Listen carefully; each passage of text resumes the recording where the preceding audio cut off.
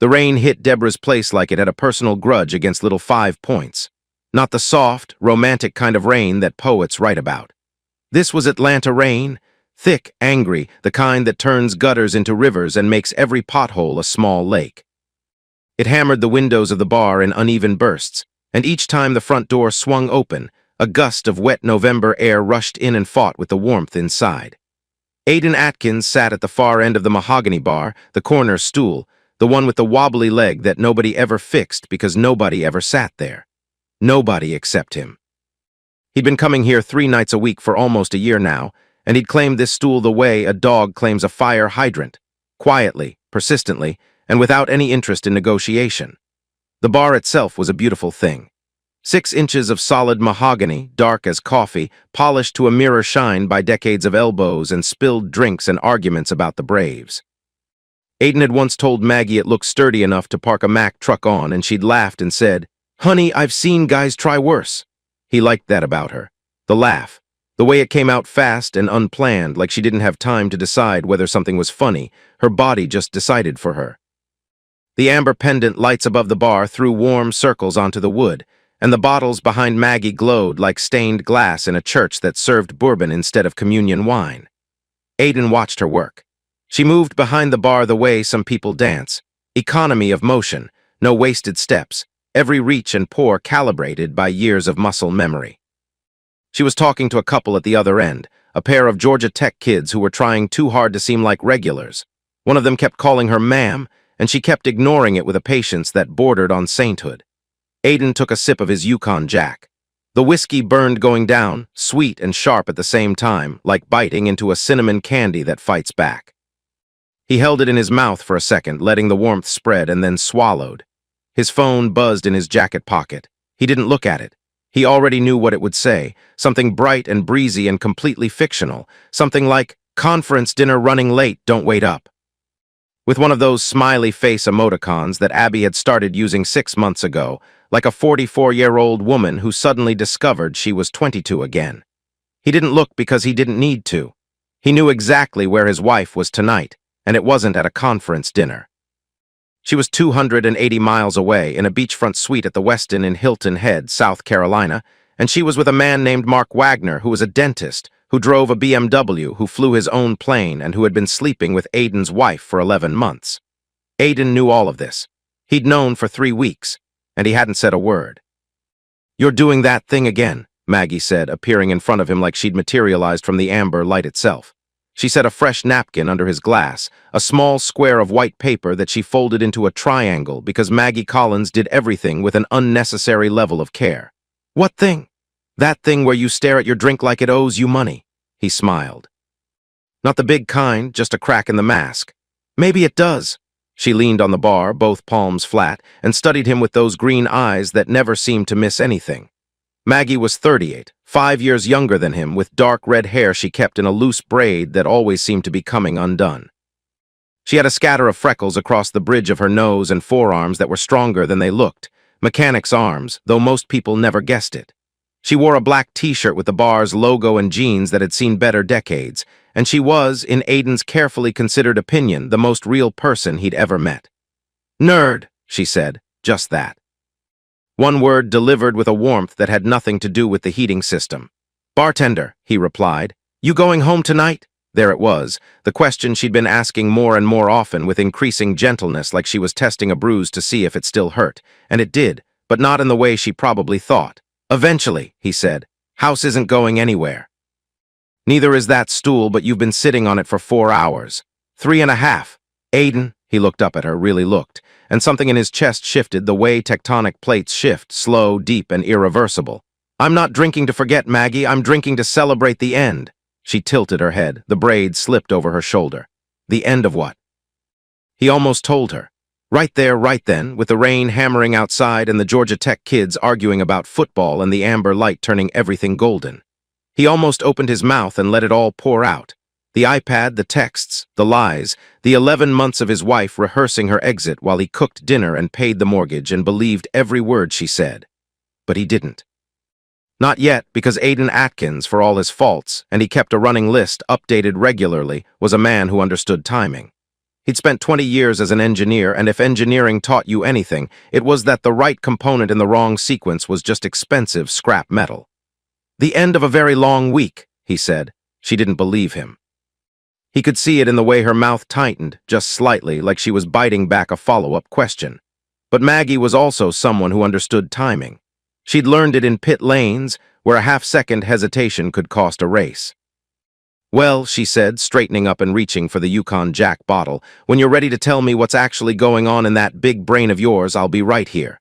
She poured him another finger, didn't charge him. "You're going to bankrupt this place," he said. "Deborah can take it out of my retirement fund." "You don't have a retirement fund." "Exactly." She winked and moved down the bar to rescue the Georgia Tech kids from their own bad beer choices, and Aiden watched her go, and the warmth in his chest had nothing to do with the whiskey. His phone buzzed again. This time he pulled it out, glanced at the screen. "Abby, miss you, babe. Girls are wild tonight, haha. See you Sunday." XOXO, he read it twice. Noted the exclamation points, the casual babe, the performative XOXO. Every word engineered. Every syllable a lie wrapped in a smiley face. He typed back, "Have fun, love you." Then he put the phone down, face down on the mahogany, and finished his drink.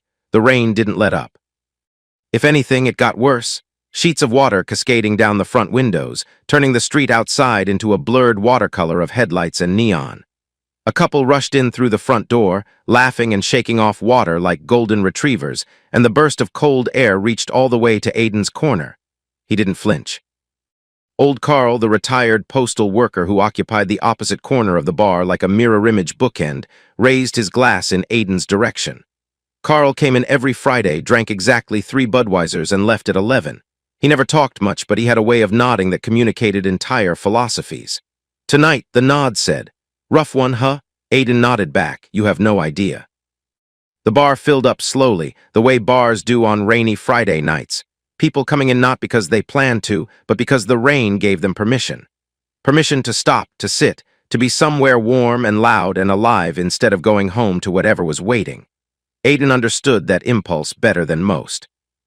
His house was a 15-minute drive from here, a beautiful Victorian on a tree-lined street in Little 5 Points, with original hardwood floors and a renovated kitchen and absolute silence. He used to love that house.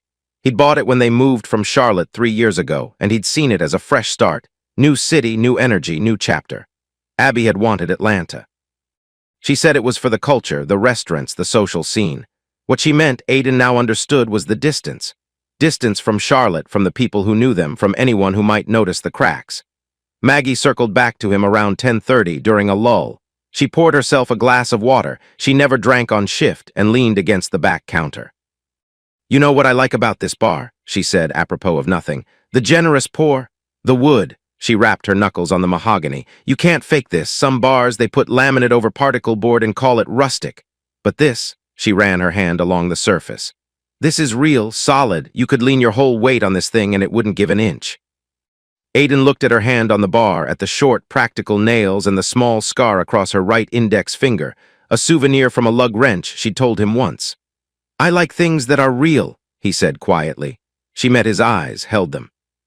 And in that half-second of contact, something passed between them that neither of them named, because naming it would make it a thing that existed in the world, a thing with weight and consequences, and neither of them was ready for that. Not yet.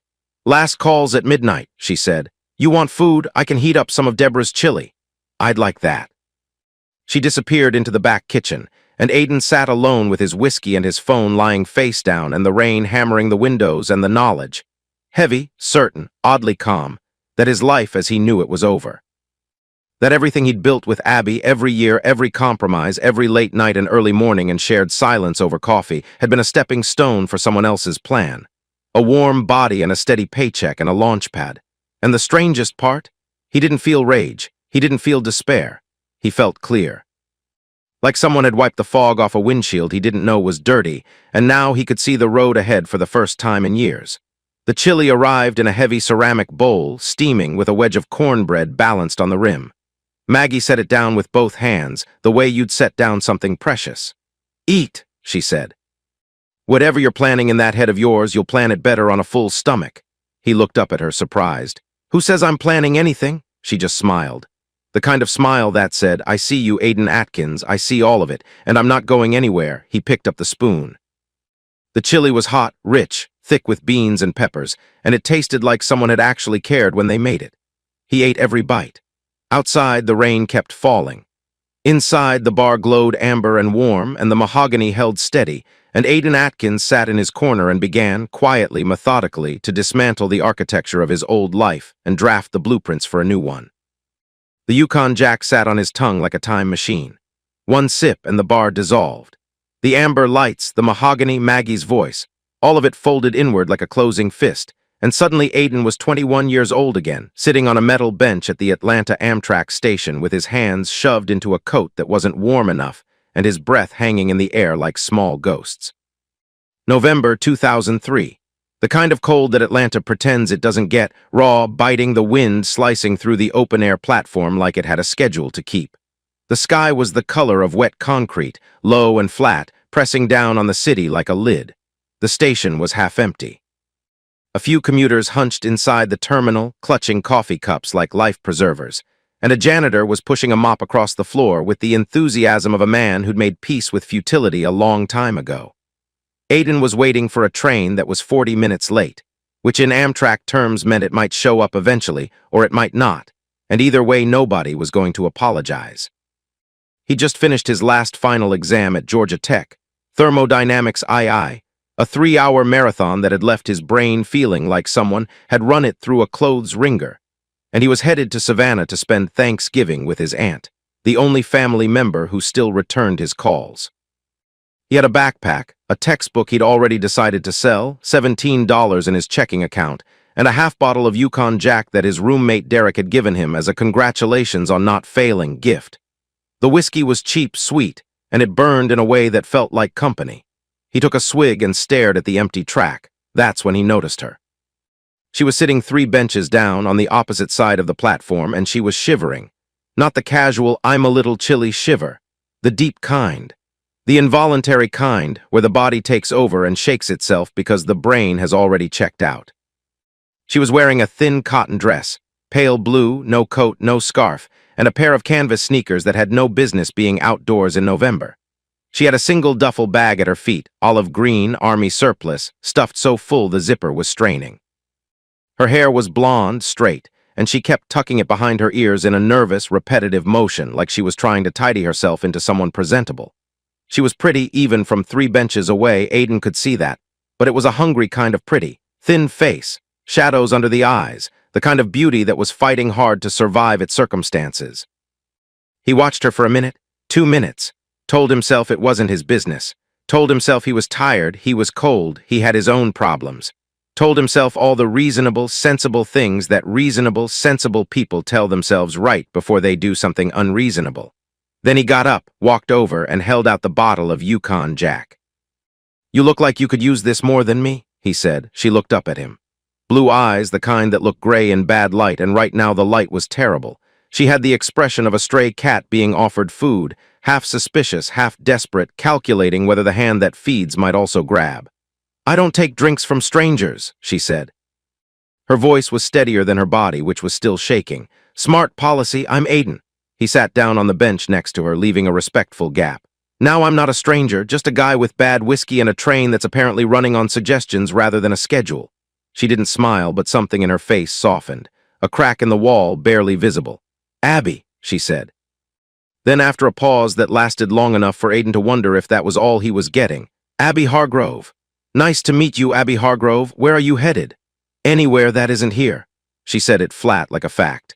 Not dramatic, not fishing for sympathy, just a plain statement of geography and intent. Aidan had heard that tone before in himself, usually at 3 in the morning during exam weeks when the numbers stopped making sense and the future felt like a word someone had invented to sell insurance. That's a pretty wide destination, he said. Narrow it down. I was supposed to go to Birmingham. My cousin has a place. But I missed the bus this morning and the next one isn't until tomorrow and I don't. She stopped, pressed her lips together, regrouped. I don't have a place to stay tonight. Aidan absorbed this, filed it. Didn't react the way she was clearly bracing for, no pity face, no oh that's terrible, no awkward retreat. He just nodded like she'd told him the weather forecast, which in a sense she had.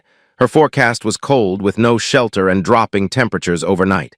Here, he said and pushed the Yukon Jack toward her again.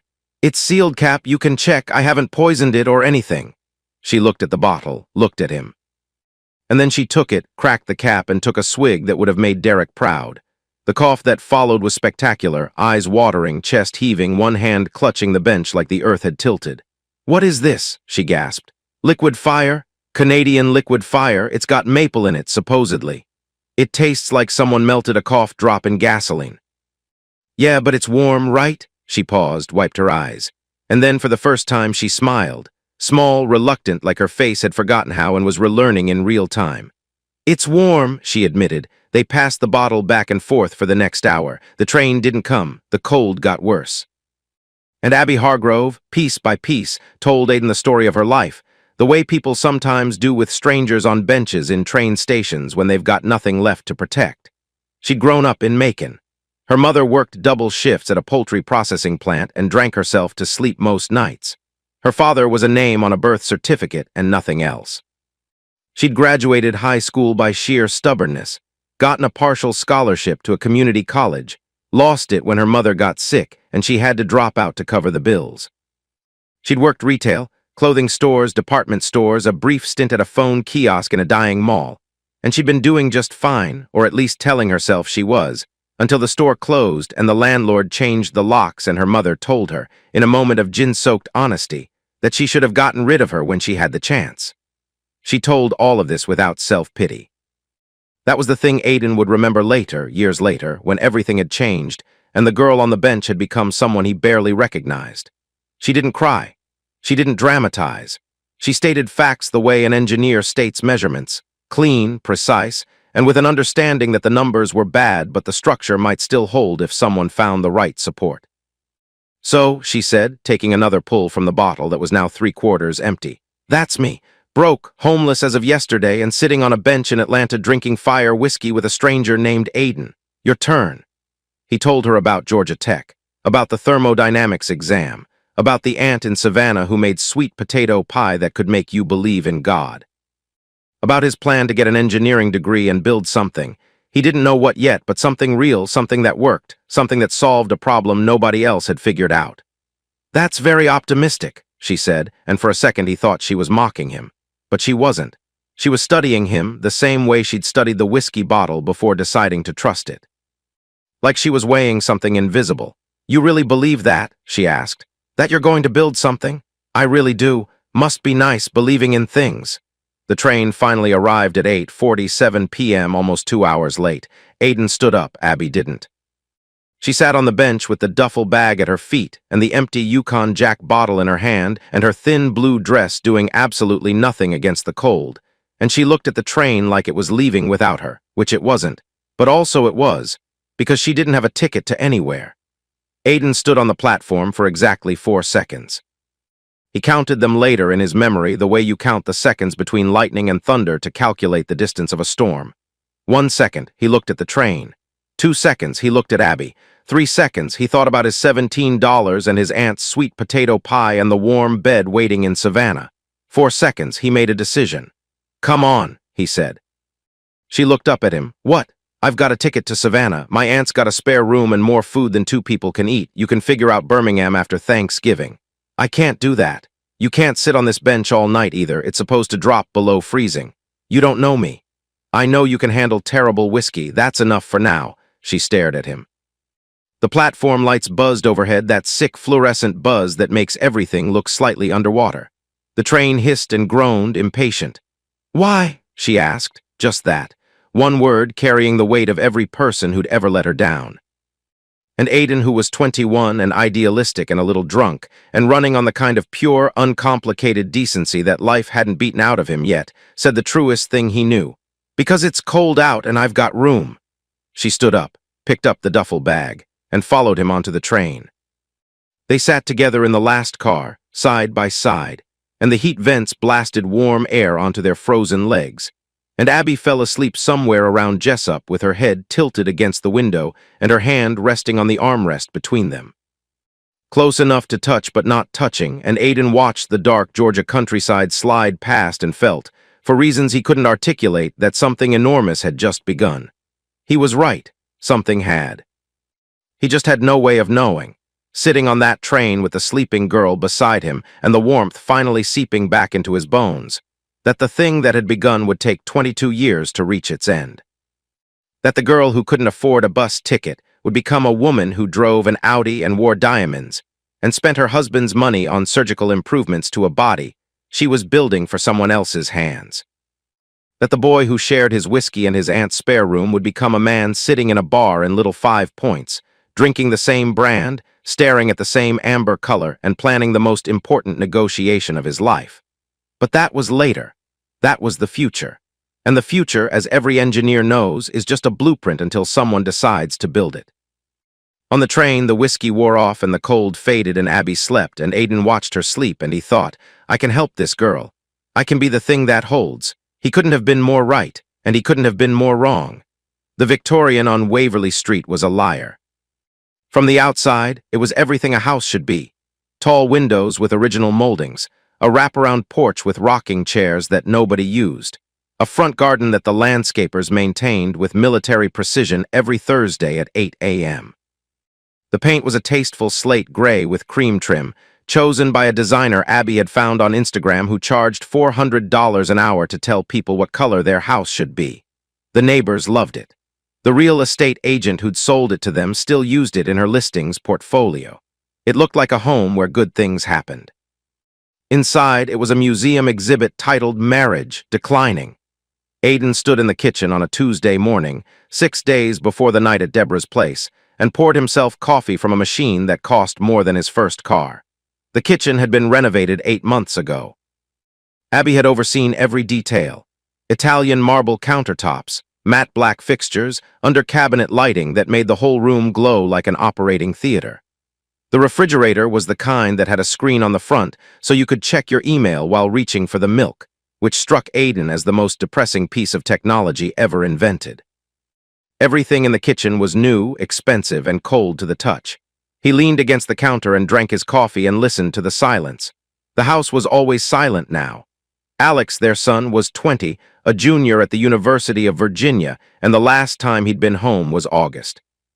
The house had been quiet since he left, but it was a different kind of quiet now, not the comfortable stillness of two people who don't need to talk, but the compressed silence of two people who have nothing left to say. The move to Atlanta had been Abby's idea. 3 years ago, she'd sat across from him at their kitchen table in Charlotte. The old house, the comfortable house, the one with the creaky stairs and the backyard where Alex had learned to ride a bike, and announced that she needed a change. Charlotte is suffocating me, she'd said. We need energy, culture, a city that actually moves. What she meant, Aiden now understood, was that Charlotte had witnesses. Charlotte had the couples they'd been friends with for 15 years, the neighbors who'd watched their marriage like a slow-moving weather system, the book club women who asked too many questions and noticed too many details. Atlanta was a clean slate. Atlanta was anonymity. He'd agreed because he loved her. That was the simple, stupid truth of it. He'd loved the girl on the bench, and some part of him kept insisting that she was still in there somewhere under the renovations. And there had been renovations. The first one was the nose. A subtle refinement, the surgeon had called it, a narrowing of the bridge, a slight upturn at the tip. Abby had pitched it as a medical necessity, a deviated septum that was causing breathing problems, and Aiden had believed her because believing her was easier than the alternative. The result was fine. Good even. She looked like herself but slightly adjusted, like someone had nudged the contrast slider on a photo. Then came the eyes.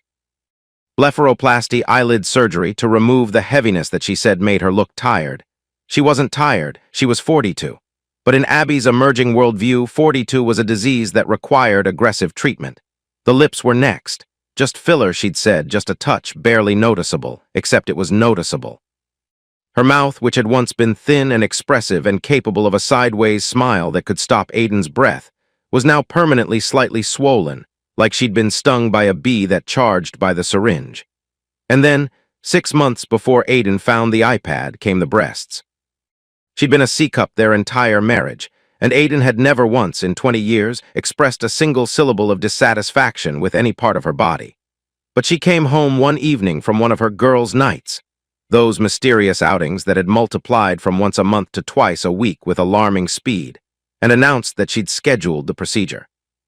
Victoria's Secret doesn't make anything that fits right, she'd said, as if bra shopping were a medical emergency. The result was a D-cup that looked like it belonged to a different person. They were too round, too firm, too obviously artificial, the kind of breasts that announced themselves when she walked into a room and lingered in the conversation after she left. Aiden had looked at them the first night she'd unveiled them and felt something he couldn't name at first.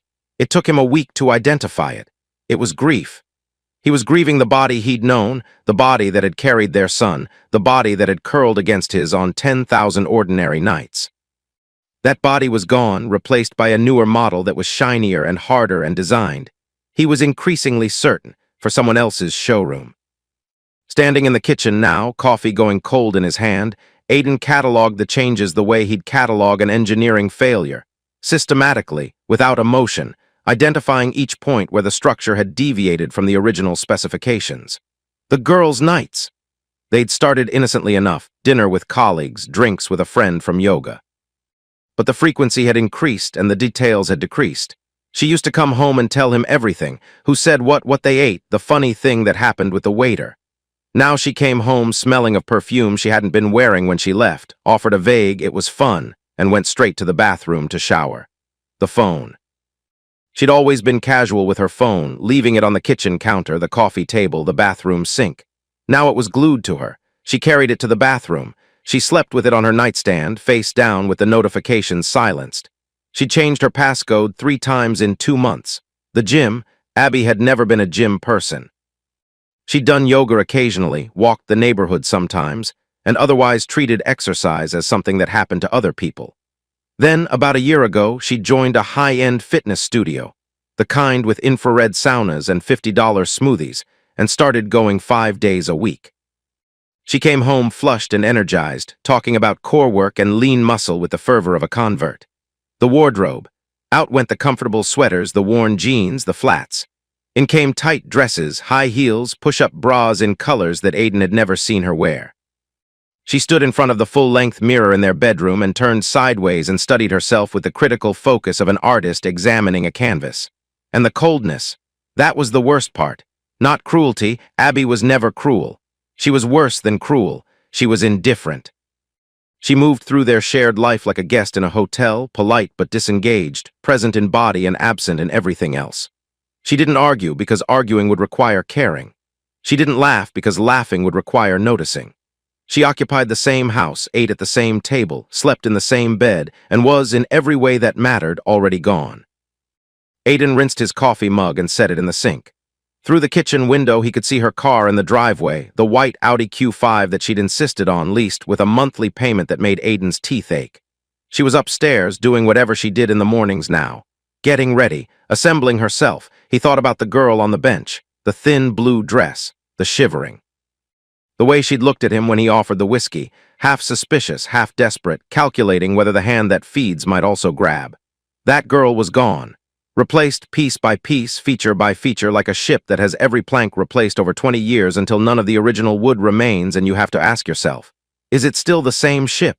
No, Aiden thought, it isn't. He dried his hands on a dish towel and walked upstairs. The bedroom door was open. Abby stood in front of the mirror in her underwear, new underwear, black lace, the kind that isn't designed for comfort, and she was applying makeup with the concentration of a surgeon. "Morning," he said from the doorway. She glanced at him in the mirror. "Morning, there's coffee." Already had some. "I might be late tonight. Sandra wants to try that new Thai place on Ponce." Sandra, the reliable alibi. Aiden had checked. Sandra had been in Savannah visiting her mother for the past 3 days, but he didn't say that. He stood in the doorway and watched his wife prepare herself for another man, and he felt that cold clarity again, the windshield wiper feeling, the fog clearing, the road becoming visible. "Sounds good," he said. "Have fun." She turned back to the mirror. He watched her apply lipstick, a shade called something ridiculous like desire or temptation, and he noticed that her hand was steady. No tremor, no guilt. She'd rehearsed this so many times that the lying was automatic, part of her morning routine, slotted between moisturizer and mascara. He went downstairs, sat in his home office, opened his laptop, and did what engineers do when they encounter a structural failure. He began to design a solution. It happened on a Sunday. Abby was at brunch with the girls, which Aiden had stopped translating because the truth was always the same regardless of the cover story. And the house was empty and quiet in that particular way that empty houses are quiet on Sunday mornings. A heavy velvet silence, like the rooms themselves are resting. Aiden was in the living room on the couch, pretending to read a book about lean manufacturing processes that he'd been pretending to read for 3 weeks. He was on page 47. He'd been on page 47 since October. The iPad was on the coffee table. Abby's iPad. The silver one with the leather case that she'd bought to stay organized. She used it for recipes and shopping and the occasional Netflix binge, and she'd left it behind this morning because she had her phone, and her phone was the real vault, the device she guarded like a dragon guards gold. But the iPad was synced. Aiden knew this because he was an engineer who had set up their home network, their cloud accounts, their device ecosystem. He'd built it himself 3 years ago when they'd moved in routers, extenders, shared storage, linked accounts. A tidy, elegant system. He'd been proud of it at the time. The iPad sat on the coffee table, its screen dark, and Aiden sat on the couch with his unread book, and for a long time neither of them moved. He thought about not looking. He gave that option serious consideration, the option of closing the book, going to the garage, working on the sensor prototype, and continuing to live in the shrinking space between suspicion and certainty. He could do that. He'd been doing it for months, after all. The human capacity for voluntary ignorance was extraordinary. You could walk past a burning house every day and tell yourself it was just the fireplace. But he was an engineer, and engineers don't ignore data. They collect it, analyze it, and act. He picked up the iPad. The screen lit up. Passcode required 6 digits. He tried Alex's birthday, 7/12/04. The screen unlocked. Of course it did. Because Abby, for all her strategic planning, for all her careful concealment of her phone, had forgotten about the backup device. She'd changed her phone passcode 3 times in 2 months, but the iPad still used the same code they'd set when Alex was born, the birthday of their only child, the one unchangeable fact of their shared life. The home screen appeared. Familiar apps, familiar layout. He opened the messages. The thread with Mark Wagner was at the top. Recent, active, alive. Aiden's thumb hovered over it for 2 seconds. He became aware of his own heartbeat, which was faster than normal but steady, not panic, just heightened awareness, the way the body responds when it knows the next few minutes will change everything. He tapped the thread. The messages loaded, scrolling back months. 11 months to be precise. The earliest one was from January, a Tuesday, sent at 11:47 p.m., late enough to be secret, early enough to be deliberate. He started reading. The first messages were what you'd expect. The careful, flirtatious early stages of an affair. Compliments wrapped in plausible deniability. Inside jokes building a private language. The slow escalation from "you're fun to talk to" "I can't stop thinking about you," to the kinds of explicit declarations that Aiden read with the detached focus of a man reviewing technical specifications. Mark Wagner's texts revealed a personality that Aiden could have predicted without reading a word. Confident to the point of arrogance. Generous with flattery, strategic with promises.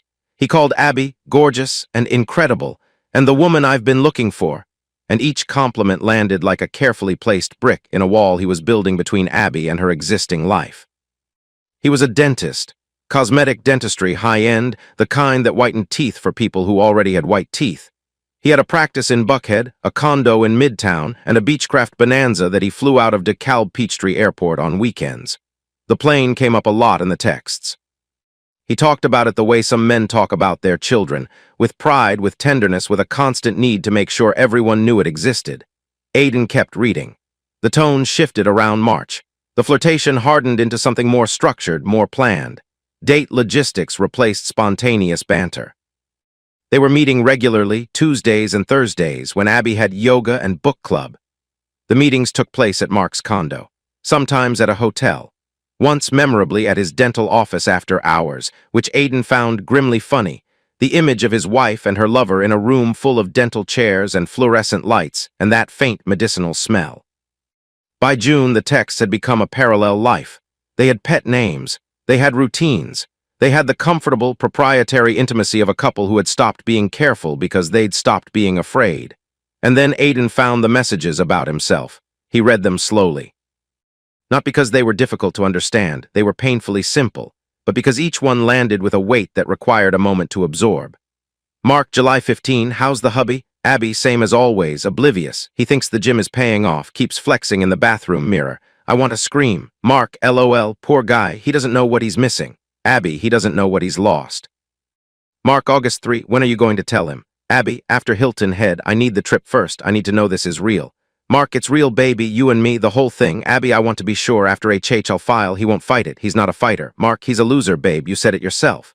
Abby, he's not a loser, he's just small ambitions, small world, I need bigger. Aiden read that last message 3 times. He's not a loser, he's just small ambitions, small world, I need bigger. He set the iPad down on the coffee table. He sat back on the couch. He looked at the ceiling, small ambitions. He was running a company that had developed a proprietary turbocharger sensor technology currently in negotiations with one of the largest automotive manufacturers on the planet.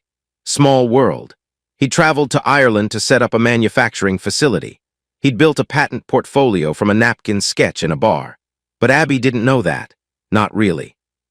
She'd stopped paying attention to his work years ago. Around the same time, she'd started paying attention to her reflection.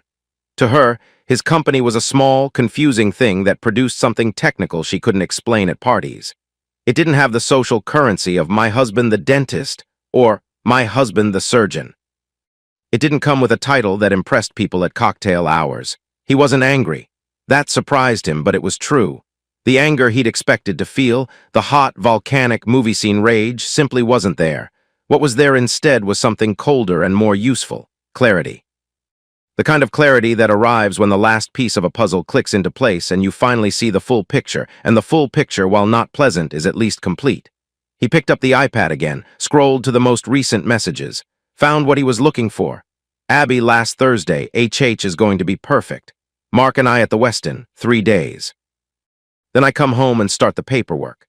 Mark, can't wait, pack the blue bikini. Abby, already packed. God, I can't wait to be done with this. Mark, soon gorgeous, soon. Aiden closed the messages, cleared the notification, set the iPad back on the coffee table in exactly the same position at exactly the same angle. He noted the time, 11:23 a.m. Abby wouldn't be home until at least 2. He sat in the living room for a long time. The silence pressed in, but it had changed character. It was no longer the silence of absence, but the silence of presence. The presence of knowledge, of certainty, of a plan beginning to form in the mind of a man who designed systems for a living and was now designing the most important system of his life. He thought about what he knew, organized it. Fact, Abby had been having an affair for 11 months. Fact, she planned to divorce him after the Hilton Head trip. Fact, she believed his company was struggling, a reasonable belief, given the Irish expansion had created significant paper losses. Fact, she did not know about the Ford negotiations. Fact, nobody knew about the Ford negotiations except Aiden, his lawyer, and his business partner. And here was the critical fact, the one that changed everything. If Abby filed for divorce after the Hilton Head trip, the Ford deal would be on the table. Her lawyers would find it. Georgia was an equitable distribution state.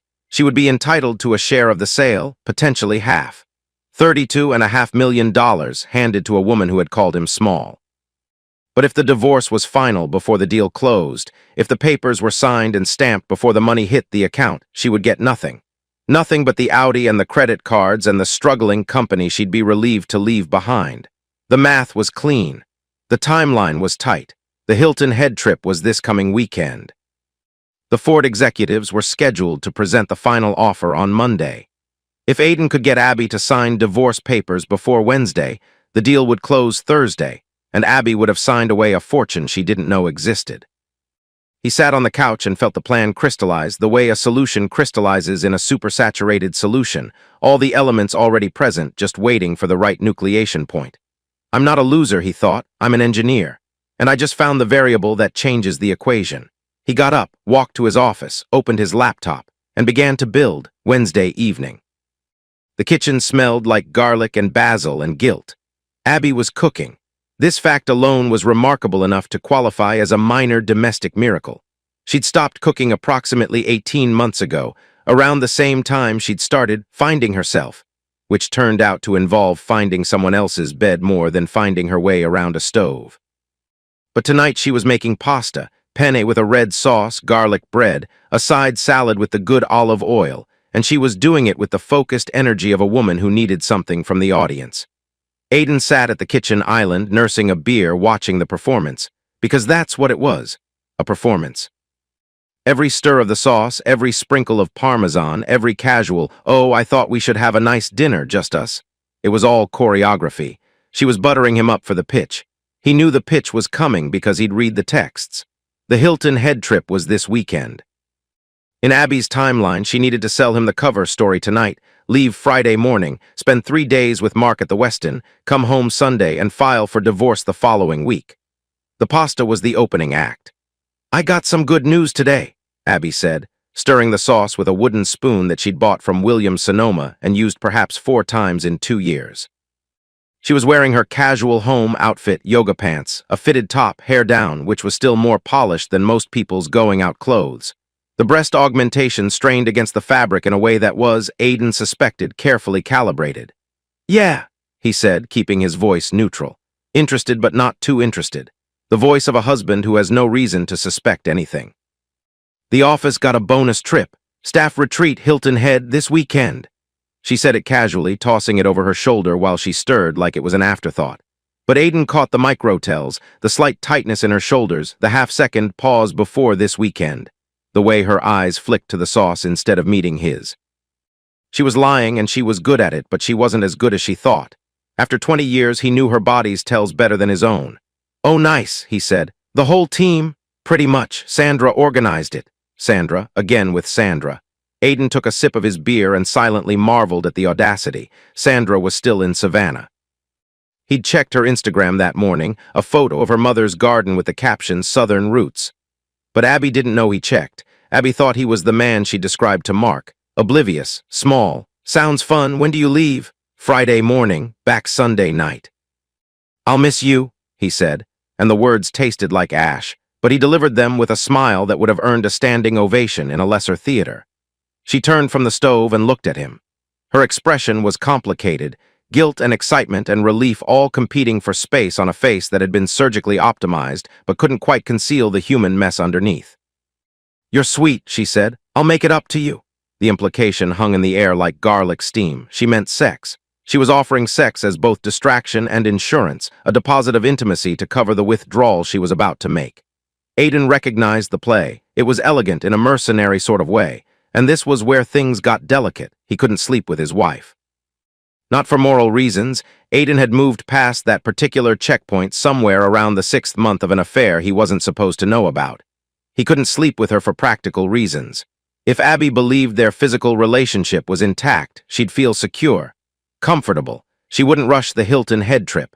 She'd take her time with the divorce. And time was the one thing Aiden couldn't afford to give her. He needed her nervous.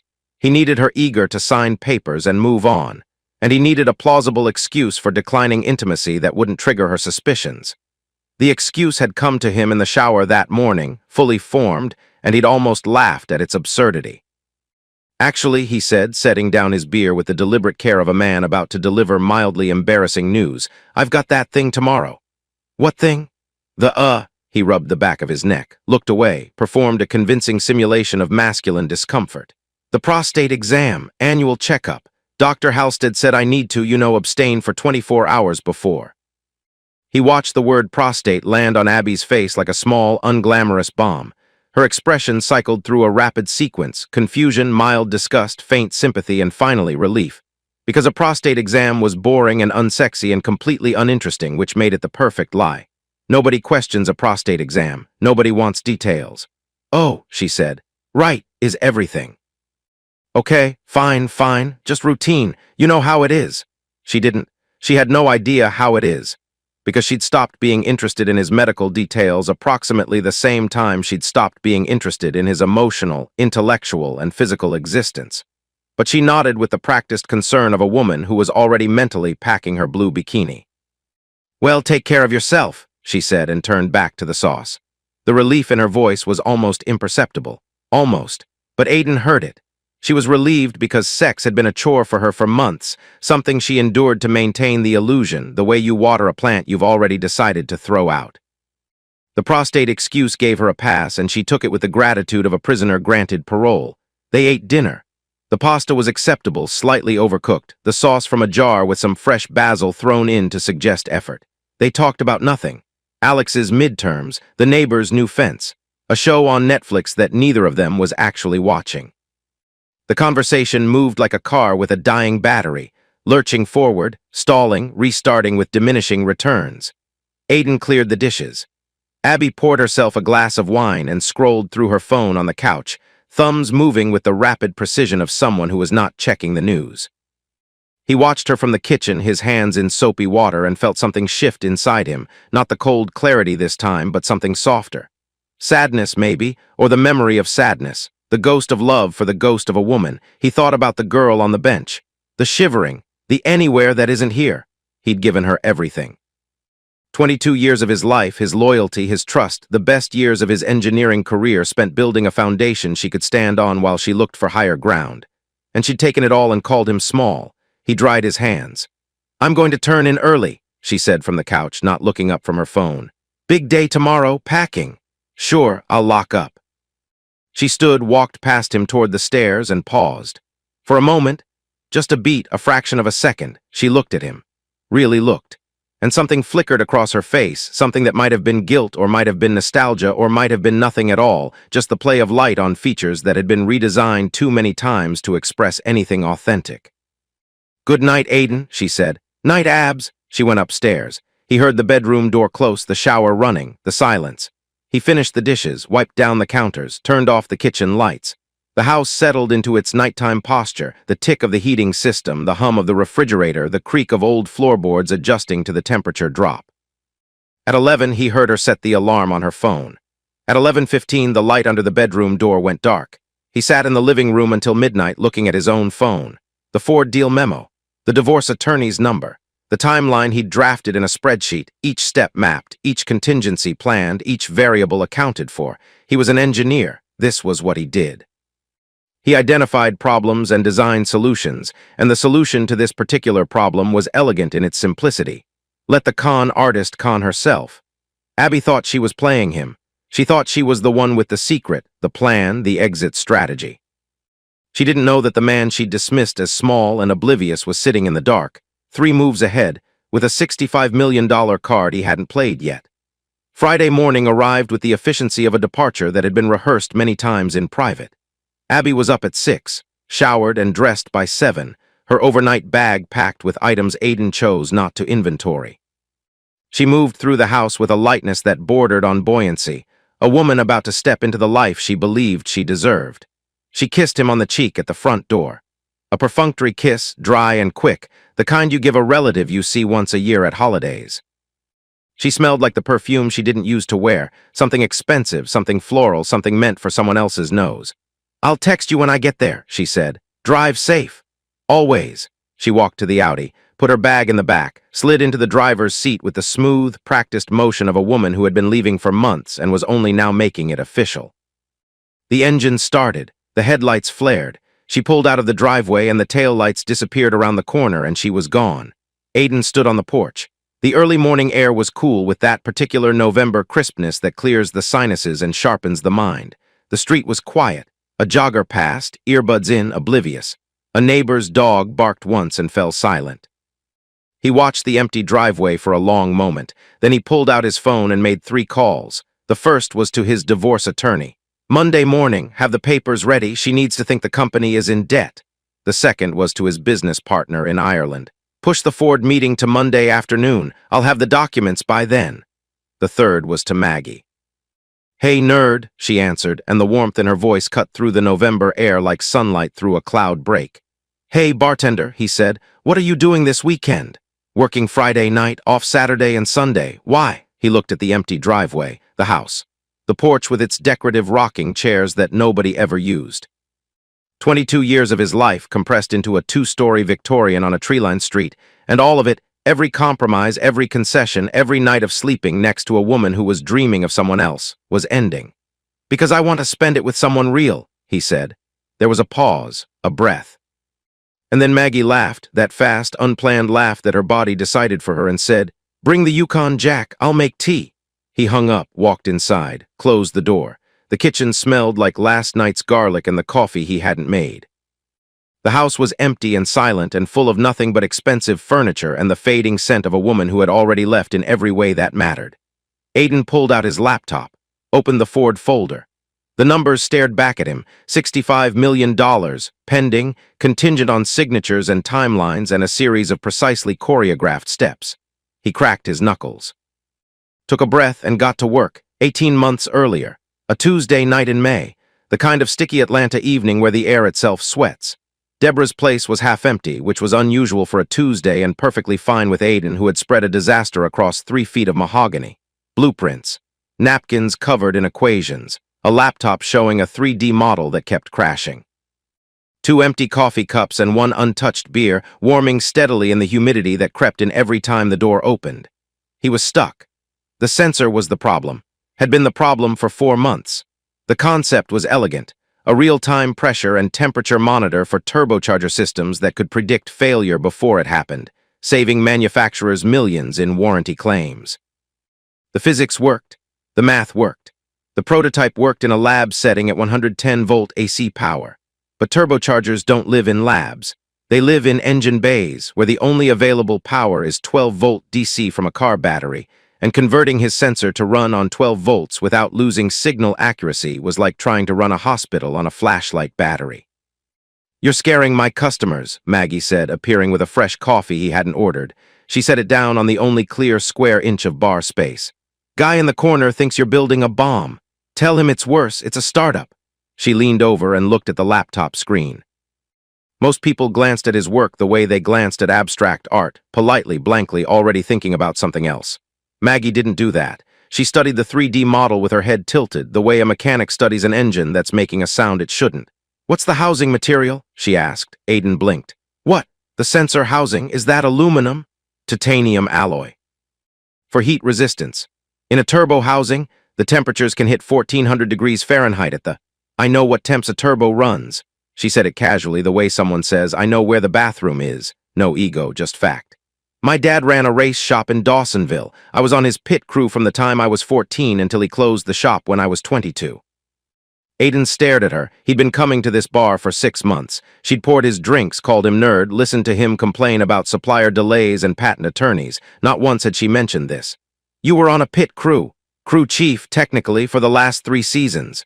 She picked up his pencil and tapped the laptop screen. "Your power problem. You're trying to convert AC to DC with a step-down transformer, right?" "Right, but the signal degradation at 12 volts. Forget the transformer. You don't need to convert anything." She grabbed a clean napkin, the good ones, the thick bar napkins, and started drawing. Her hand moved fast, confident, the lines clean and sure. "Run a direct DC bridge rectifier off the vehicle's existing 12-volt system. Bypass the conversion entirely. Then use a capacitive filter stage here." She drew a small rectangle to clean the signal noise. Aiden looked at the napkin, then at the laptop, then at the napkin again. That would cut the component cost by 60%, and the size by half. Which means it fits inside the existing turbo housing without a retrofit, which means any manufacturer can bolt it in on the assembly line without redesigning their engine bay. The bar was quiet. Old Carl was watching from his corner, his Budweiser suspended halfway to his mouth. Even the ceiling fan seemed to pause. "Maggie." "Yeah. Who are you?" She smiled. Not the bartender's smile, the professional warmth she deployed for tips and regulars. A real one, crooked, slightly embarrassed, like she'd shown someone a room she usually kept locked. "I'm the woman who just solved your power problem. You're buying the next round." They worked for 3 hours.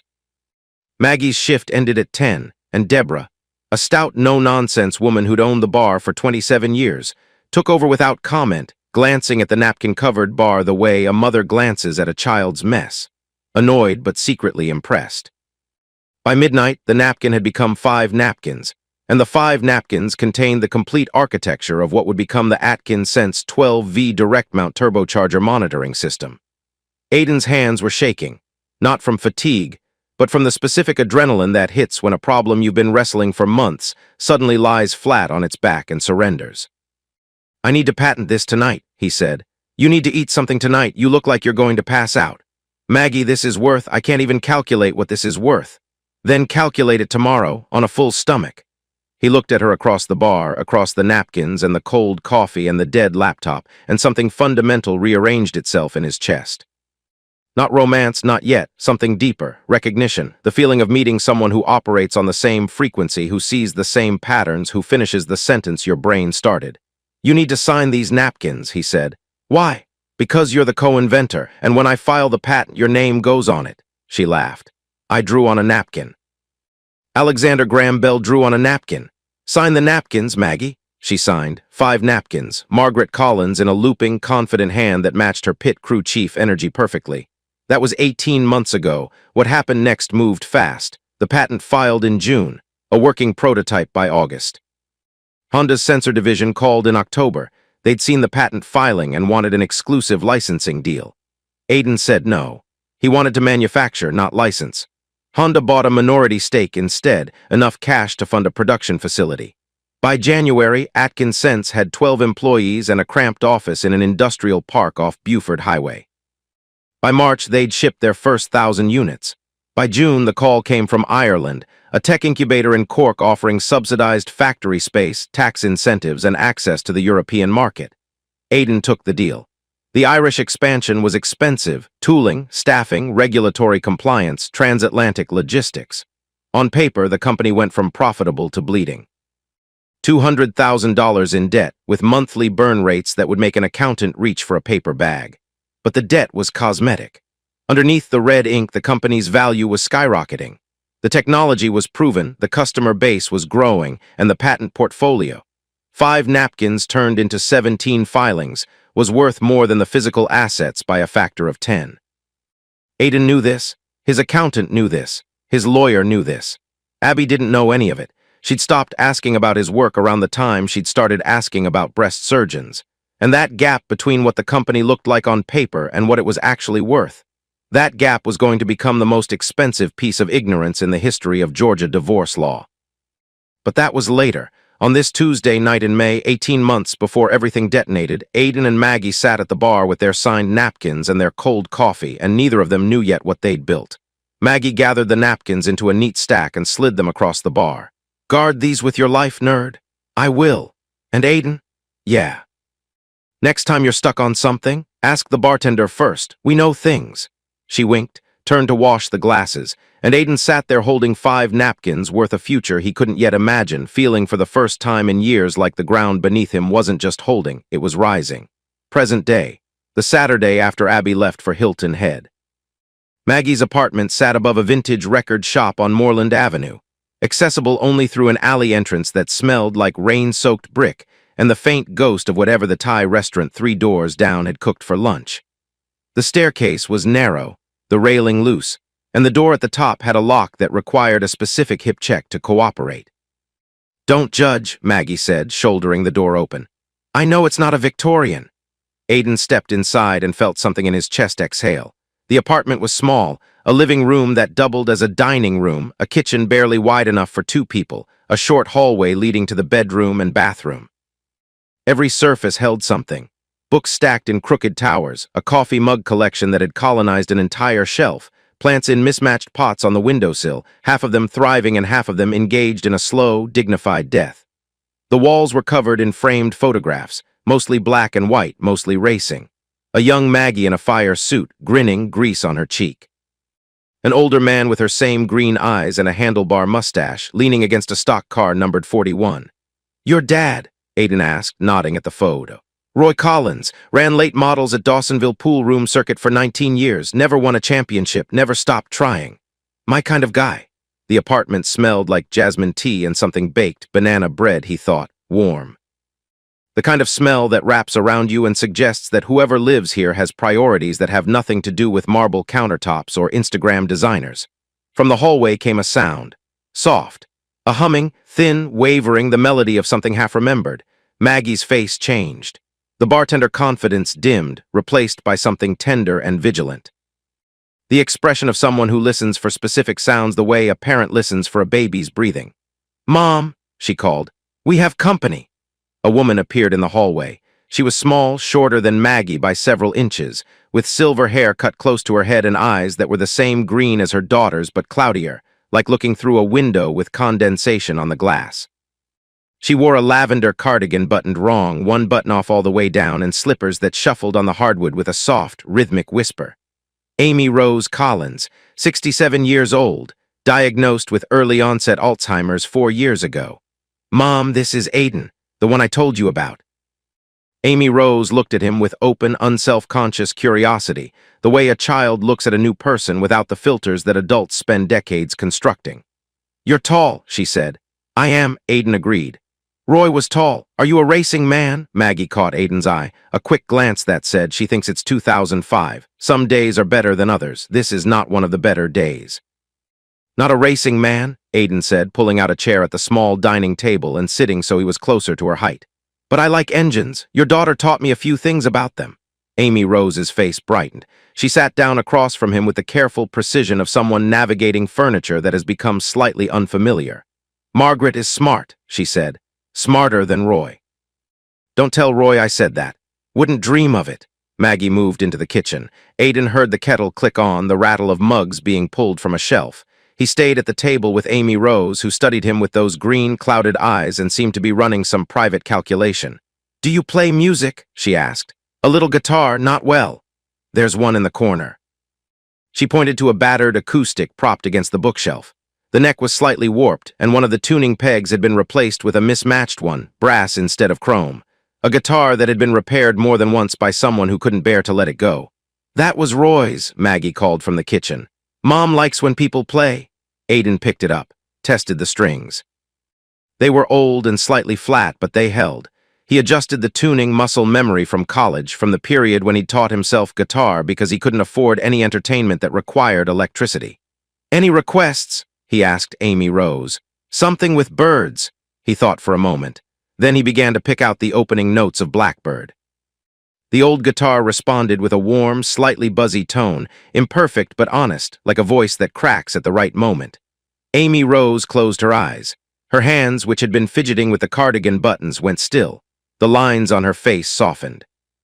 She began to hum along, not the melody exactly, but something adjacent to it, a parallel track that wove around the notes like ivy around a fence. Maggie came back with 3 mugs of tea and stopped in the kitchen doorway. She didn't say anything. She stood there holding the mugs, watching Aiden play guitar for her mother, and something crossed her face that was too complex for a single word, gratitude and sadness and hope and fear all compressed into a single unguarded moment. Aiden played the song through. When the last note faded, Amy Rose opened her eyes. "You play like Roy," she said. "He never got it right either, but he meant it." Aiden laughed, the first real, full laugh he'd produced in months. It startled him, the sound of it, the physical feeling, the loosening in his chest like a knot finally giving way. "That's the nicest insult I've ever received," he said. "She gives them out like candy," Maggie said, setting the mugs down. "Last week she told the mailman he had a face for radio." "He does," Amy Rose said with quiet conviction. They drank tea. Amy Rose drifted in and out of the present, sometimes speaking to Aiden as if she'd known him for years, sometimes calling him Roy, sometimes falling silent and studying the light coming through the window with the fascination of someone seeing it for the first time. Maggie managed these shifts without effort, gently correcting when needed, going along when correction would only cause distress. At one point, Amy Rose reached across the table and took Aiden's hand. Her grip was light, her fingers cool and thin. "You're a good one," she said. "I can tell Margaret needs a good one." "Mom, hush, Margaret, I'm talking to Roy's friend." Maggie met Aiden's eyes across the table. She mouthed, sorry. He shook his head, squeezed Amy Rose's hand gently. "She's right," he said to Maggie, holding her gaze. "About the good one part at least." Amy Rose fell asleep in her chair at 4:30, chin dipping to her chest, the tea going cold beside her. Maggie lifted her with practiced ease, an arm under the knees, the other supporting the back, and carried her to the bedroom. It took less than 30 seconds. She'd done this hundreds of times. When she came back, she closed the bedroom door quietly and leaned against the hallway wall. "Diagnosed 4 years ago," she said. Her voice was steady, the steadiness of someone who has cried enough to build a levee. "Some days she knows me, some days she thinks I'm her sister, some days she doesn't know anyone at all. Maggie, I'm not telling you this for sympathy. I'm telling you because this is what comes with me. The apartment, the record shop smell, the mother who thinks it's 2005. This is the real deal, Aiden." No staging, no marble counters. She was looking at him with something that wasn't defiance exactly, but wasn't vulnerability either. It was a test. A gentle one, but a test all the same. She was showing him the full invoice and waiting to see if he'd flinch. Aiden thought about the Victorian house, the silence, the refrigerator with the email screen. The woman who spent 2 hours each morning assembling a version of herself designed for someone else's approval. Then he looked at this apartment, the crooked book towers, the mismatched plant pots, the battered guitar, the woman leaning against the wall with tea steam still on her glasses and her mother sleeping 10 feet away. "I'm not going anywhere, Maggie." She studied him for a long moment, searching for the lie, not finding one. "Good," she said, "because I make terrible tea and I need someone polite enough not to mention it." He laughed again, twice in one day, some kind of record, Sunday morning. The rain hadn't stopped since Saturday night. It fell on the roof of Maggie's apartment in a steady, percussive rhythm, not the angry, hammering rain from that first night at Deborah's place, but something gentler, patient. The kind of rain that gives you permission to stay indoors and pretend the outside world doesn't exist. Aiden woke up in an unfamiliar bed and took 3 seconds to remember where he was. The ceiling was lower than his bedroom at the Victorian. A water stain in the corner looked vaguely like the state of Florida. The sheets were cotton, slightly rough, and they smelled like lavender and something warmer underneath: skin, sleep, the residual heat of 2 bodies. Maggie was next to him, on her side, one arm tucked under the pillow. Her braid had come completely undone during the night, and her hair spread across the pillowcase in dark red waves. She was asleep, breathing slow and even, and in the gray morning light filtering through the rain-streaked window, she looked like someone who had never in her life pretended to be anything other than exactly what she was. He didn't move. Didn't want to break whatever this was, this warm, rain-wrapped, improbable pocket of peace. Saturday night had happened the way real things happen, not with cinematic build-up and orchestral cues, but with tea turning into whiskey, turning into conversation, turning into silence, turning into a look that lasted 1 beat too long. And then Maggie had said, "You can stay if you want," and he'd said, "I want," and the distance between them had closed with the inevitability of gravity. It wasn't performance. That was the thing his mind kept returning to, circling like a plane finding its runway. With Abby, the last few years, intimacy had become choreography, predictable sequences, mechanical precision, the physical equivalent of a handshake. A duty fulfilled, a box checked. This was different, unscripted. Awkward at moments, his elbow hitting the headboard, her laughing at the sound it made, both of them laughing, and the laughter dissolving into something slower and more honest. They'd learned each other the way you learn a new instrument, tentatively at first, then with growing confidence, finding the notes that resonated, lingering on them. He hadn't felt this present inside his own body in years. Maggie stirred, opened one eye, saw him watching her. "Creep," she murmured. "Good morning to you too. What time is it?" "Just after 8. Amy Rose usually wakes up at 7:30. If she's still asleep, that means she's having a good dream. Don't you dare make noise." They lay there, listening to the rain. The apartment creaked and settled around them, old building sounds, the language of structures that have been standing long enough to have opinions. "Aiden." "Yeah. Last night was—" She paused, rolled onto her back and stared at the Florida-shaped water stain. "I don't do that, just so you know. I don't bring guys home, especially not guys with wedding rings still on." He looked at his left hand. The ring was there, gold, plain, slightly scratched. He'd been wearing it for 20 years, and it had become so much a part of his hand that he forgot it existed, the way you forget about a scar. "I'm taking it off," he said. "Next week, when the papers are ready." "The papers," she said it flat, testing the weight of the word. "You're really doing this." "I'm really doing it." She turned her head to look at him, those green eyes, clear as creek water, no cloudiness, no condensation, nothing hidden. "Tell me I'm not the reason." "You're not the reason, you're the result." She held his gaze for a long time, rain on the roof, Amy Rose's soft breathing from the next room, the world outside irrelevant. "Okay," she said. Then she sat up, stretched, and swung her legs off the bed. "I'm making eggs, don't argue." "I wouldn't dare." She padded to the kitchen in an oversized t-shirt and shorts, and Aiden heard the sounds of a morning assembling itself. A pan on the stove, the refrigerator opening, eggs cracking, the kettle clicking. Real sounds. The sounds of a life being lived rather than performed. His phone buzzed on the nightstand. He reached for it. A photo from Abby, bikini selfie taken on what was clearly a hotel balcony overlooking the ocean.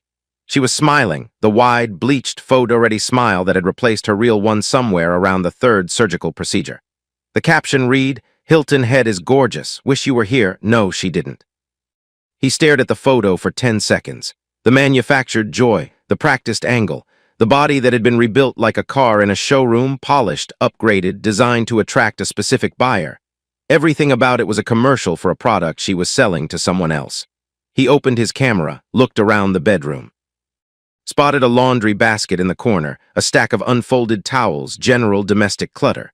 Then he got up, walked to the hallway, and took a photo of the coat rack by the front door, jackets, a baseball cap, an umbrella. It could have been any hallway in any house.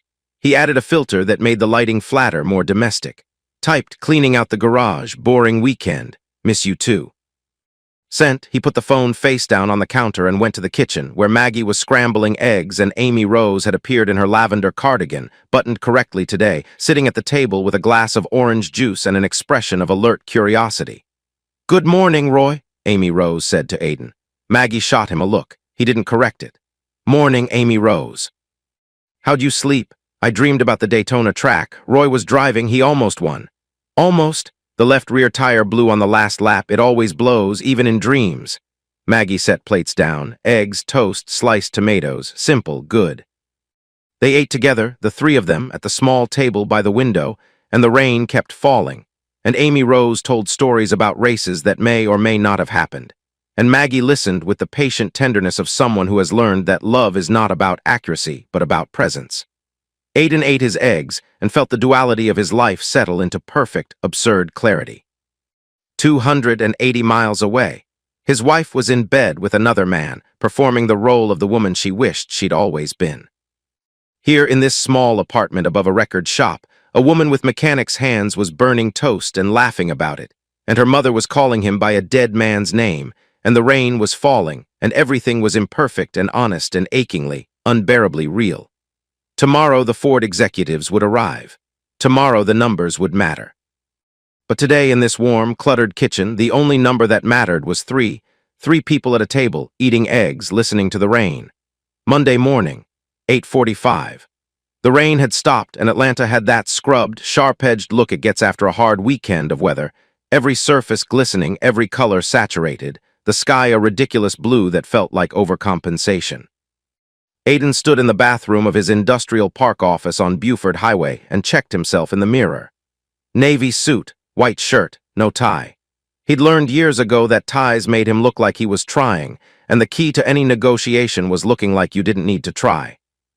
The office was modest, 2,000 square feet of converted warehouse space with exposed ductwork, concrete floors, and the faint smell of the auto body shop next door.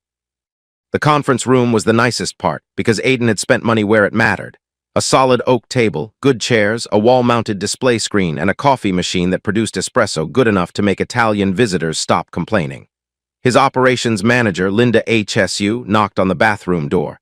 "They're here, 2 black Lincolns, very corporate funeral energy." "How many?"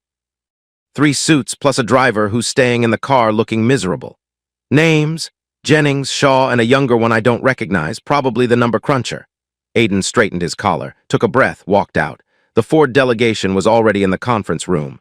Robert Jennings was the senior VP of Powertrain, mid-60s, silver hair, handshake like a bench vice.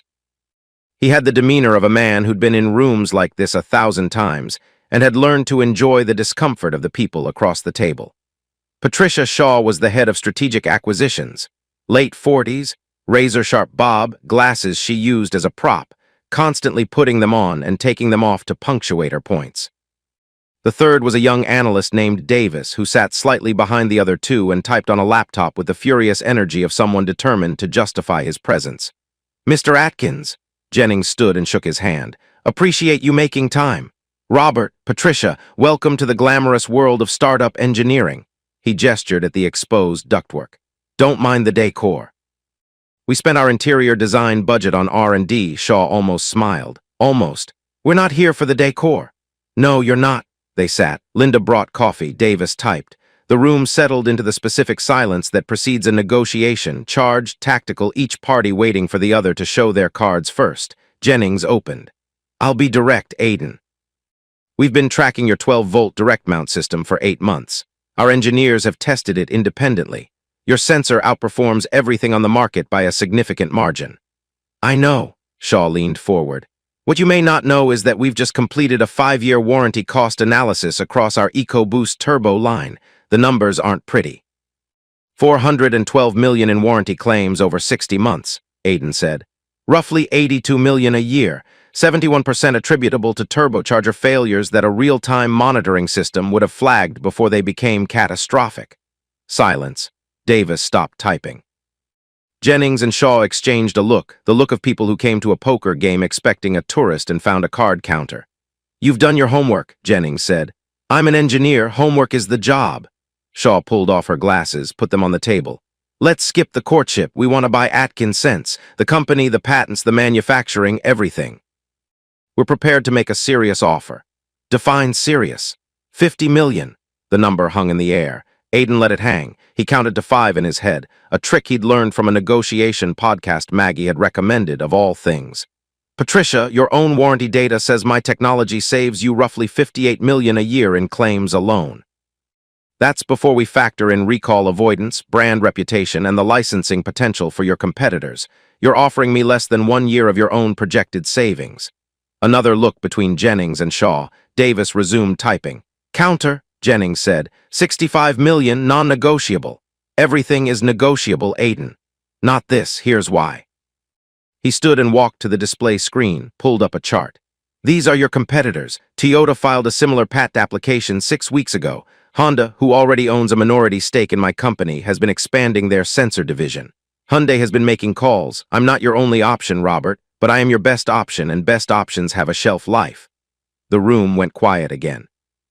Jennings leaned back in his chair and studied Aiden with the appraising squint of a man recalibrating. 65 million, Jennings repeated. 65 million, and I have one condition regarding the timeline. Shaw put her glasses back on. "What condition?" "I need the closing delayed until Thursday. I have a personal legal matter that needs to resolve first." "The deal signs today binding, irrevocable, but the funds don't transfer until Thursday morning." Jennings frowned. "That's unusual." "It is, but I'm not asking for a discount. I'm asking for 72 hours. Another look between the Ford suits. Davis typed something, turned the laptop toward Shaw, who read it, showed it to Jennings. A small choreography of corporate deliberation. "We can do Thursday," Jennings said finally, "but the deal is exclusive, no parallel conversations with Toyota, Honda, or anyone else during the interim." "Agreed." Jennings stood, extended his hand. 65 million closing Thursday. Aiden shook it. His hand was steady, his pulse was not, but nobody could see a pulse. "Pleasure doing business, Robert." The Ford delegation filed out. Linda appeared in the doorway, watching them go, then turned to Aiden with an expression that was trying very hard to be professional and failing spectacularly. "Did that just happen?" she whispered. "That just happened. $65 million, $65 million. I need to sit down." "You are sitting down." "I need to sit down harder." Aiden laughed, but the laugh was short. Because the clock was already running, the deal would close Thursday, which meant the divorce papers had to be signed by Wednesday at the latest. Which meant he had exactly 48 hours to convince his wife, a woman who was currently sunning herself on a beach with her dentist boyfriend, dreaming of the life she was about to trade up to, that she should sign away her claim to a company she believed was drowning in debt. 48 hours. The tightest engineering deadline of his life. He picked up his phone, dialed his attorney. "It's done, 65 million closing Thursday. How fast can you have the divorce papers ready?" "I can have them on your kitchen table by tomorrow morning. The financials will show the company at negative 200,000 based on the Irish expansion costs. Technically accurate. She won't see anything to fight over. And if she asks for an independent valuation, then you're exposed. But based on what you've told me about her, she won't ask. She'll see the debt and run." "She'll run," Aiden said, and he knew it was true with the cold certainty of a man who had studied his wife's pattern recognition for 20 years and knew exactly which buttons to press. He hung up, stared at the conference table where $65 million had just changed hands in principle. Then he picked up his keys and drove to Maggie's apartment, because he needed to tell someone, and the only person he trusted with this particular truth was a bartender with mechanic's hands who lived above a record shop and burned toast and called him Nerd. Tuesday morning. The law offices of Whitfield and Keene occupied the 14th floor of a glass tower in Buckhead, which Aiden found ironic. Buckhead was where Mark Wagner had his dental practice, and there was a non-zero chance the two buildings could see each other.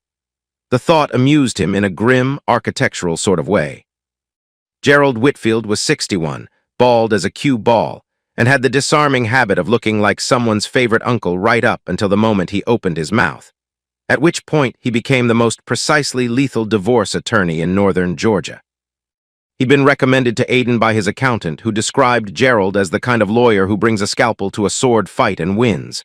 "Sit down," Gerald said, gesturing to the chair across his desk. The desk was immaculate, no paper, no clutter, just a single file folder centered like a place setting. Aiden sat. "Is that it?" "That's it." Gerald opened the folder. Inside was a stack of documents, maybe 30 pages, flagged with colored tabs at the signature lines. "Georgia Uncontested Divorce Agreement. Standard language customized to your specifications. Walk me through the financials." Gerald pulled his reading glasses from his breast pocket with the deliberate slowness of a man who understood that pace-controlled perception. Page 7. Asset disclosure. We list the house at current market value, $420,000 based on the Zillow estimate, shared asset. The proposed split gives her 50% of the net proceeds after the mortgage payoff, which comes out to roughly $85,000. Fine, the company? Page 12. Gerald turned the pages. Atkins Sense Technologies, LLC. Incorporated in Georgia with a subsidiary operation in Cork, Ireland. Current balance sheet shows total liabilities exceeding assets by approximately $203,000. Is that accurate? Gerald looked at him over his glasses. It's technically accurate. The Irish expansion created real debt, equipment financing, facility leases, staffing costs. Those liabilities are genuine. What the balance sheet doesn't show is the underlying intellectual property value, the revenue trajectory, or the fact that a binding purchase agreement for $65 million was signed yesterday afternoon. Because the purchase agreement hasn't closed. Correct. The funds haven't transferred. The deal doesn't appear on any financial statement until Thursday. As of this moment on paper, your company is a small engineering firm that's $200,000 in the hole. Aiden stared at the document. The numbers were clean, legible, devastating in their understatement. A $65 million company disguised as a money pit. It was like wrapping a diamond in newspaper and setting it on the curb. "What does she get if she signs?" he asked. Gerald counted on his fingers. "The Audi leased, but she keeps the lease. Her personal credit cards, half the house proceeds. Her personal savings, roughly $12,000, and no claim on the company, which she'll believe is a liability, not an asset. And if she doesn't sign, if she waits even 48 hours, then the Ford deal closes. The $65 million hits your account. Her attorney, assuming she hires one, finds it immediately. Georgia's equitable distribution law applies. She could claim up to half. We'd fight it, but the exposure is enormous.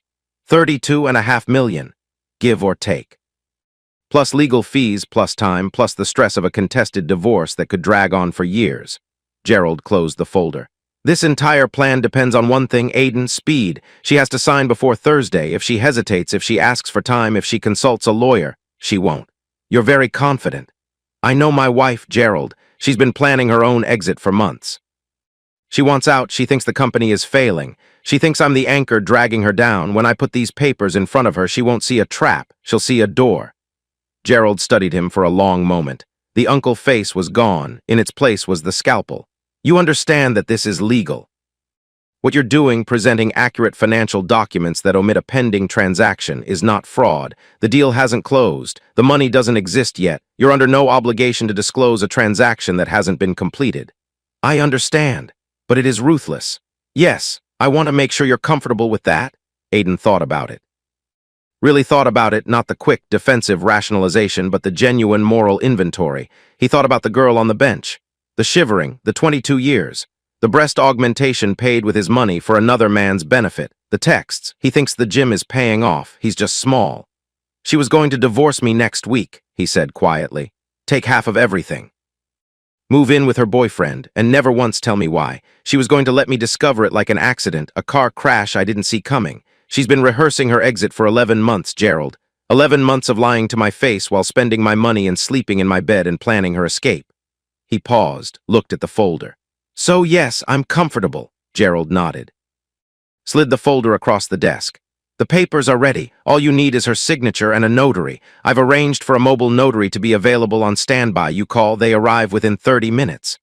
Aiden took the folder. It was light, 30 pages, the weight of a magazine, the potential cost of $32.5 million. "One more thing," Gerald said as Aiden stood. "The timing, Abby gets back from Hilton Head when?"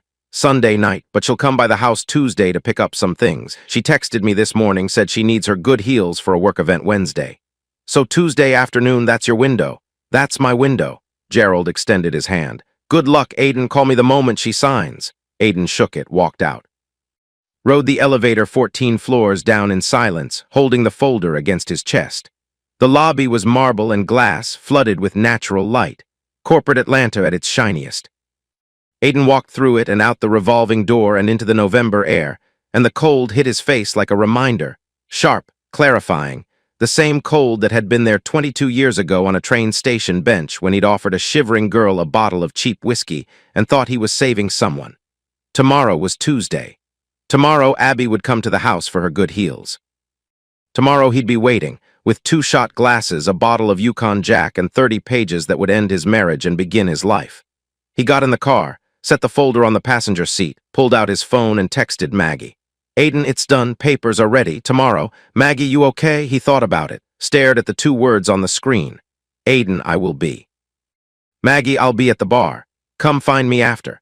Aiden, always. He put the phone down, started the engine, and drove toward the most consequential Tuesday of his life with a folder full of carefully accurate lies and the cold, settled certainty of a man who had finally stopped being the stepping stone and started being the architect.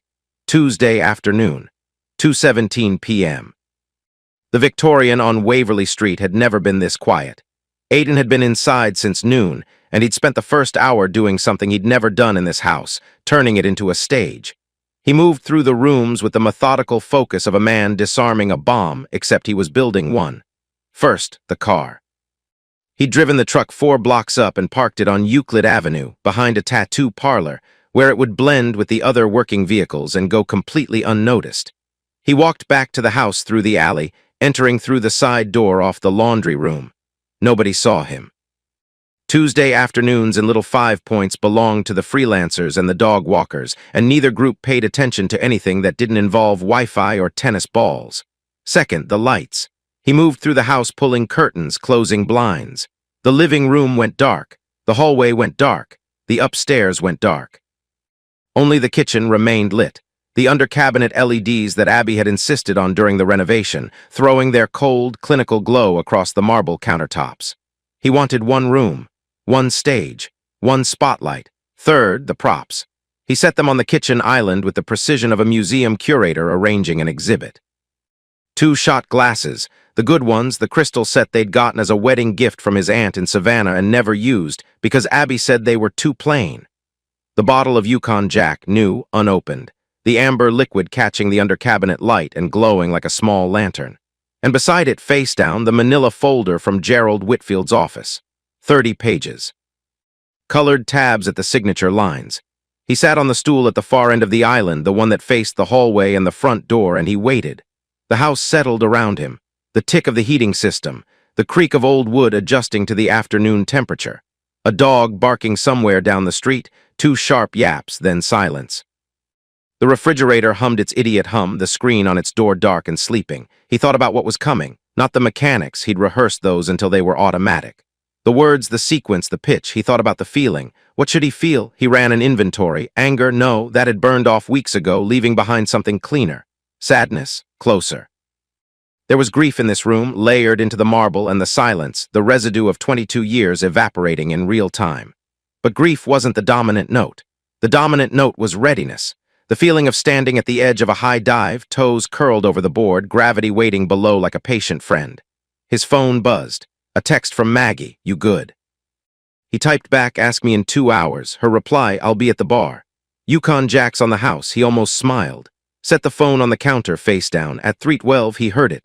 The low growl of a car engine, expensive and German, pulling up to the curb outside. Not the Audi. Abby's Audi had a higher pitch, a whine in the upper registers. This was deeper, heavier, a BMW. Aiden didn't move from the stool. He listened. A car door opened and closed, then another. 2 voices on the sidewalk, muffled by the closed windows but distinct enough to separate. One male, one female, comfortable with each other. The easy backhand forth of people who have stopped being careful. Mark Wagner's voice carried. He was the kind of man who spoke at a volume calibrated for an audience, even when there wasn't one. Aiden couldn't make out most of it, but one phrase punched through the glass with perfect clarity. Every square inch of you. Aiden's jaw tightened. One involuntary clench, the muscles firing before his brain could intervene. Then he relaxed, breathed. Let it pass through him like a wave hitting a seawall, impact, spray, recession, calm, more murmuring. A laugh Abby's high and bright, the performative laugh she used when she wanted someone to feel clever. Then the sound of the BMW door closing again, the engine starting, the car pulling away, key in the front door lock. The familiar scrape and click that Aiden had heard 10,000 times. The door opened. A rectangle of daylight fell across the dark hallway floor and then shrank as the door closed behind her. Abby's silhouette stood in the entryway, and Aiden could see her in profile, the overnight bag on her shoulder, the heels she'd come for, the posture of a woman who believed she was alone in an empty house. She was humming, a song he didn't recognize. Something light, something happy, something that belonged to a life she was building without him in it. She dropped her keys on the hallway table, kicked off her shoes, started toward the stairs, then she smelled it. He saw the moment it registered, a slight pause, a tilt of the head, the animal instinct of something catching a scent that didn't belong. The house should have smelled like nothing. Like absence. Instead, it smelled faintly of Yukon Jack, because Aiden had cracked the seal 10 minutes ago and poured 2 shots, and the whiskey's sweet, sharp, maple and fire scent had drifted into the hallway like a calling card. Abby turned toward the kitchen. She took 3 steps down the hallway. The under-cabinet light spilled across the floor in a pale wedge, and she followed it, and then she was standing in the kitchen doorway, and she saw the island and the 2 glasses and the bottle and the manila folder, and the man sitting at the far end of the bar with his hands folded in front of him like someone waiting for a meeting to begin. "Hey, Abs," Aiden said. "Have a drink." She didn't scream, she didn't gasp. She froze, a full-body system pause, the kind that happens when the brain receives information that doesn't match any existing file and needs a moment to build a new category. "Aiden, what the you scared me? What are you doing sitting in the dark?" Her voice was steady. Impressive, really. She recovered fast, that was always one of her skills. The ability to recalibrate in real time to adjust the mask before anyone noticed it had slipped. "I'm not in the dark," he gestured at the under-cabinet lights. "I'm in the kitchen, sit down. I just came for my heels, I have a thing tomorrow and—" "Sit down, Abby," something in his voice. Not anger, she'd been bracing for anger and this wasn't it. This was something she didn't have a playbook for. Calm, settled, final, the tone of a doctor who has already read the results and is just deciding how to deliver them. She set her bag on the floor, pulled out the stool across from him, sat. Her eyes went to the bottle, then the glasses, then the folder, then back to his face. "What's going on?" "We're going to have a drink." He uncapped the Yukon Jack and poured 2 shots. The liquid caught the light, amber and gold. "You remember this? Yukon Jack, sure you drank it in college. I drank it the night I met you, Atlanta train station, November. You were wearing a blue dress that had no business being outdoors in winter, and you were shivering so hard I thought you were going to shake apart." She blinked. The mention of the train station landed differently than she'd expected. He could see her searching for the angle, trying to figure out where this was going, running calculations behind those surgically tightened eyes. "That was a long time ago," she said carefully. 22 years. "I offered you this bottle and you took a swig and nearly coughed yourself inside out, and then you smiled at me and I thought—" He paused, picked up his glass, held it up. "I thought I can help this girl, I can be the thing that holds." Abby's hand went to her glass but didn't lift it. Her fingers rested on the crystal and Aiden noticed they were trembling. Slightly, the first crack. "To ending it exactly how it started," he said, and drank. The whiskey burned, sweet, sharp, maple and fire, 22 years in a swallow. He set the glass down. Abby didn't drink. She was watching him with the expression of an animal that has just realized the open field it's standing in is not a field at all. "Aiden, I don't know what you're—" "How was Hilton Head?" Silence. The refrigerator hummed. The heating system ticked. "It was fine. The conference was—" "There wasn't a conference, Abby." More silence, heavier this time, the kind that has weight and texture like a wet blanket dropping over the room. "Sandra didn't organize a staff retreat. Sandra was in Savannah with her mother. I checked her Instagram. Nice garden, by the way." He spoke without heat, without sarcasm, just fact after fact laid down like bricks.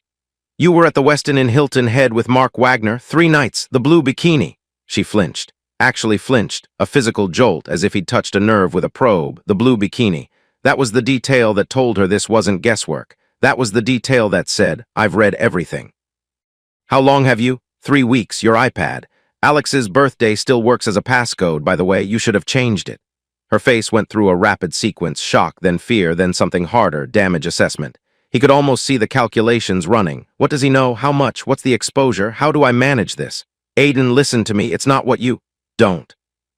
One word delivered quietly, but it landed like a door slamming.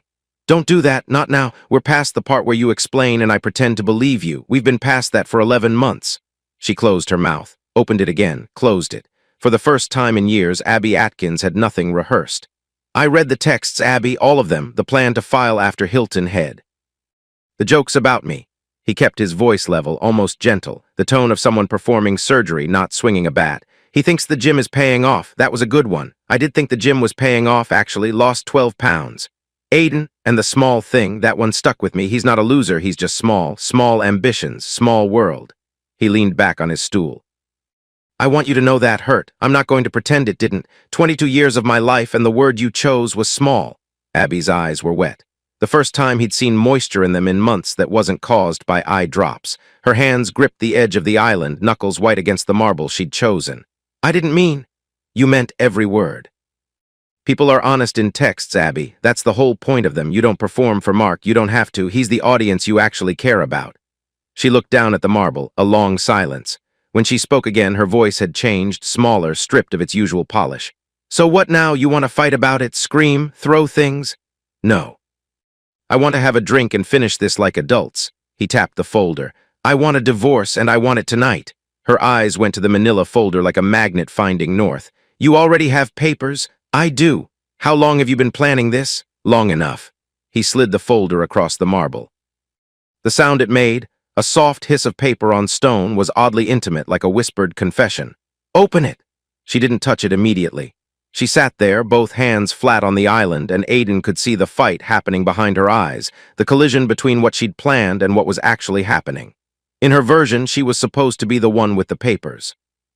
She was supposed to be the one sitting across the table with a calm expression and a prepared speech. He'd stolen her script and rewritten the ending. Abby, open the folder. She opened it. Read slowly. Page by page, her eyes scanning the legal language with the focused intensity of someone looking for a trap, which she was. She just wasn't looking in the right place. The house is split 50-50, she said, not looking up. 85,000 each after the mortgage. You keep the Audi. The Audi's a lease. And you keep the lease, your credit cards, your personal accounts, your clothes, your jewelry, everything that's yours stays yours. She turned to page 12, the company financials. He watched her face as she read. This was the hinge. The entire plan balanced on the next 30 seconds. Her brow furrowed. Atkins Sense is 200,000 in debt. The Ireland expansion. We took on facility leases, equipment contracts, staffing obligations. The monthly burn rate is. I don't need the details. She said it with a flicker of the old Abby, the dismissive wave, the reflexive disinterest in anything she couldn't translate into social capital. His company had always been an abstraction to her, a box on a tax return, something that produced a salary but didn't produce stories she could tell at dinner parties. So I'd be taking on half the debt if I stayed, she said. In a contested divorce, yes, community property in Georgia means shared liabilities. She closed the folder, looked at him. You're offering me a clean break. I'm offering you a door, no lawyers fighting for months, no forensic accountants digging through our finances, no discovery process. Sign tonight, we file tomorrow, uncontested, done in 2 weeks. He could see her running the math. Not the real math, she didn't have the real numbers. She was running her math, the version where the company was a sinking ship and Aiden was the captain strapped to the mast, and getting off the boat before it went under was the smart play. The survival play. The same instinct that had put her on a train station bench 22 years ago. Assess the situation, find the exit, take it. What about Alex? The question surprised him, not because she asked it, but because of when she asked it, after the financials, after the house, after the car, fourth on the list. Their son, fourth on the list. Alex is 20, he's not a custody issue. He's a conversation we'll both have with him separately like adults. He'll hate me. He'll have questions, you should have answers. She picked up the shot glass for the first time, looked at the whiskey, drank it in one pull, cleaner than he expected, no cough this time, 22 years of practice. Mark doesn't know I'm doing this today, she said quietly. The first honest thing she'd said in this room in months, maybe years. I know you were going to file next week, after the trip. After you'd tested the waters and made sure he was the real deal. Aiden paused. Is he the real deal? She looked at him. For a moment, just a flash, a half-second, he saw the girl from the bench. The scared girl who was always calculating the next move, always looking for the warmest room, always trying to survive. And he felt something twist in his chest that might have been pity or might have been the last dying ember of love or might have been both. "I think so," she said. "Then sign the papers, Abby. Go live your life." She pulled the folder back toward her.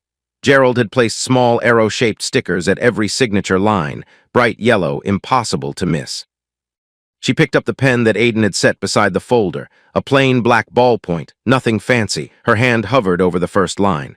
"If I sign this, I'm walking away from 22 years. You walked away 11 months ago. This is just the paperwork." That landed. He saw it land, a slight compression of the lips, a tightening around the eyes. The truth delivered without malice, hitting harder than any insult could. She signed. First page. Second. Third. The pen moved through the colored tabs with increasing speed, each signature looser, more automatic, as if the first one had broken a seal and everything after was just gravity. The scratch of the pen on paper. Aiden listened to it the way a safecracker listens to tumblers falling, each click bringing him closer to the opening. Last page, final signature. She set the pen down. "Done," she said. The word hung in the kitchen like smoke. Done. The sound of a 22-year marriage ending was not a crash or an explosion. It was a woman saying done in a quiet kitchen at 4:15 on a Tuesday afternoon. Aiden picked up the folder, checked every signature line, complete. He pulled out his phone and texted Gerald, signed, "Send the notary." "The notary will be here in 30 minutes to witness and stamp, then I'll file tomorrow morning." Abby nodded. She was already somewhere else. He could see it in her eyes, the way they'd gone slightly unfocused, looking past him at something only she could see. The future, probably, Mark's condo, the new life, the upgrade she didn't know. She had no idea that 48 hours from now, $65 million would land in an account she'd just signed away her claim to. She'd held a fortune in her hands and set it down because it looked like debt, because she'd stopped paying attention to the man who built it, because she'd chosen the label over the content, the wrapping over the gift, the dentist with the plane over the engineer with the napkin. The notary arrived at 4:47. A small, efficient woman named Gloria who stamped and witnessed the signatures with the cheerful neutrality of someone who notarized divorces and birthday cards with equal professionalism. She was in and out in 12 minutes. Abby stood, picked up her bag. "I'll come for the rest of my things next week. Take your time." She paused at the kitchen doorway, turned back. And for the second time in 2 days, she looked at him, really looked, the way she used to before the surgeries and the secrets and the slow erosion of everything they'd built. "I'm sorry, Aiden," he believed her. In that moment, standing in the doorway with her bag and her heels and the remains of a marriage notarized and stamped, she was sorry. Not sorry enough to have made a different choice. Not sorry enough to undo any of it, but sorry in the way people are sorry when they realize the bridge they've burned was load-bearing. "I know," he said. She left. No hug, no handshake. The front door opened and closed, and the rectangle of daylight appeared and disappeared, and the house was silent again, but it was a different silence now. Lighter, cleaner. The silence of a room that has been emptied of something heavy. He didn't move for a long time. He sat on the stool in the kitchen with the empty shot glasses and the half-full bottle of Yukon Jack and the pen she'd used lying diagonal across the marble, and he felt the weight of what he'd done settle into his body like ballast filling a ship's hull. Not regret, not triumph. Something in between, the strange, hollow, buzzing sensation of having crossed a line that cannot be uncrossed. The house breathed around him. The same creaks and ticks and hums, but different now, unshared, entirely his for however long he chose to keep it, which he already suspected wouldn't be long. He picked up his phone, opened the music app, scrolled, found it. David Bowie, Changes. The opening piano riff filled the kitchen, tinny and magnificent through the phone's small speaker, and Aiden carried it with him as he stood and walked through the dark hallway and out the front door onto the porch. The November evening had settled in, cold, clear, the sky a deep navy fading to black at the edges. The first stars were visible, faint, and persistent, the ones that show up before full dark because they're too bright or too stubborn to wait their turn. The air smelled like fallen leaves and wood smoke from someone's fireplace down the street, and the particular crispness of an Atlanta autumn that's tipping toward winter. He sat on the porch steps. The concrete was cold through his jeans. He didn't care. Bowie sang about changes and turning to face the strange, and Aiden listened with his eyes on the sky and the signed folder on the step beside him and the rest of his life waiting somewhere past the tree line, formless and terrifying and completely, irreversibly his. He let the song play through twice. Then he drove to Deborah's place. The bar was Tuesday night quiet. A handful of regulars, the low murmur of conversation, the amber lights doing their usual work of turning everything warm and golden. Old Carl was in his corner. The ceiling fan turned its slow, permanent circles. Maggie was behind the bar. She looked up when the door opened, and she saw his face, and she knew. She didn't ask questions. She poured 2 glasses of Yukon Jack, the real ones, not shots, proper glasses with a proper pour, and set them on the mahogany and waited. Aiden sat on his stool, the wobbly one, the one nobody else wanted. He picked up the glass. She picked up hers. "It's done," he said. "I know." "How?" "Because you look like a man who just walked out of a burning building, relieved to be alive." "Sad about the house." He laughed, short, surprised, pulled out of him against his will. She always did that, found the exact right words, the ones he didn't know he needed until he heard them. "She signed everything. The notary stamped it. We file tomorrow." Maggie nodded, sipped her whiskey, set it down. Her green eyes held his across the bar, steady and clear as always, and he felt the balance of his life shift, not dramatically, not like a seesaw slamming, but like a compass needle finally finding north after spinning for years. "Thursday the Ford deal closes," he said. 65 million. "I know. You know that half of that is yours, the 12-volt design. Your name is on the patent." "We'll talk about that later." "Maggie." "Later, Aiden. Tonight isn't about money." She was right. Tonight wasn't about money. Tonight was about 2 glasses of Yukon Jack on a mahogany bar and the woman across from him who had never been anything other than exactly what she appeared to be, and the feeling, warm, terrifying, real, of being known by someone who had chosen to know him. "I have a question," he said. "Shoot. Pick your wedding date, Maggie Atkins." The bar went quiet, not dramatically, nobody else heard. But the space between them went quiet, the way a room goes quiet when something important enters it. Maggie set her glass down, looked at him.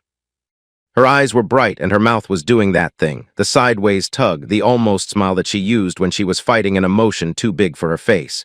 "You haven't even asked me properly. I'm asking you now. From a bar stool with whiskey breath, in the same clothes you wore to ambush your ex-wife. Is that a no? That's a try again when you have a ring, nerd." She leaned across the bar, took his face in both hands, mechanic's hands, strong and warm, and kissed him, brief, firm, a punctuation mark, not a paragraph. "But for the record," she whispered, her forehead against his, "the answer's going to be yes." Old Carl, from his corner, raised his Budweiser in silent salute. Aiden didn't see it, but he felt it. The approval of a man who'd been watching this story unfold from 3 bar stools away for a year and had been rooting for this ending since Chapter 1. 2 weeks later. A Wednesday morning in December. Cold enough for breath to hang in the air, but clear. The kind of winter day that Atlanta produces when it's trying to apologize for its summers. The Fulton County Courthouse was a building that had given up on beauty sometime around 1974 and decided to pursue function with a grim, concrete determination. The lobby smelled like floor wax and anxiety. Security guards waved people through metal detectors with the enthusiasm of toll booth operators at the end of a double shift. Aiden sat on a wooden bench outside courtroom 4B, holding a manila folder that was thicker now than it had been 2 weeks ago. Additional filings, the notarized agreement, the financial disclosures. Gerald Whitfield sat beside him, reviewing something on his phone with the relaxed energy of a man who had done this exact thing 400 times and knew how it ended. 5 minutes, Gerald said, checking his watch. "Judge Harmon runs on time. It's her one personality trait."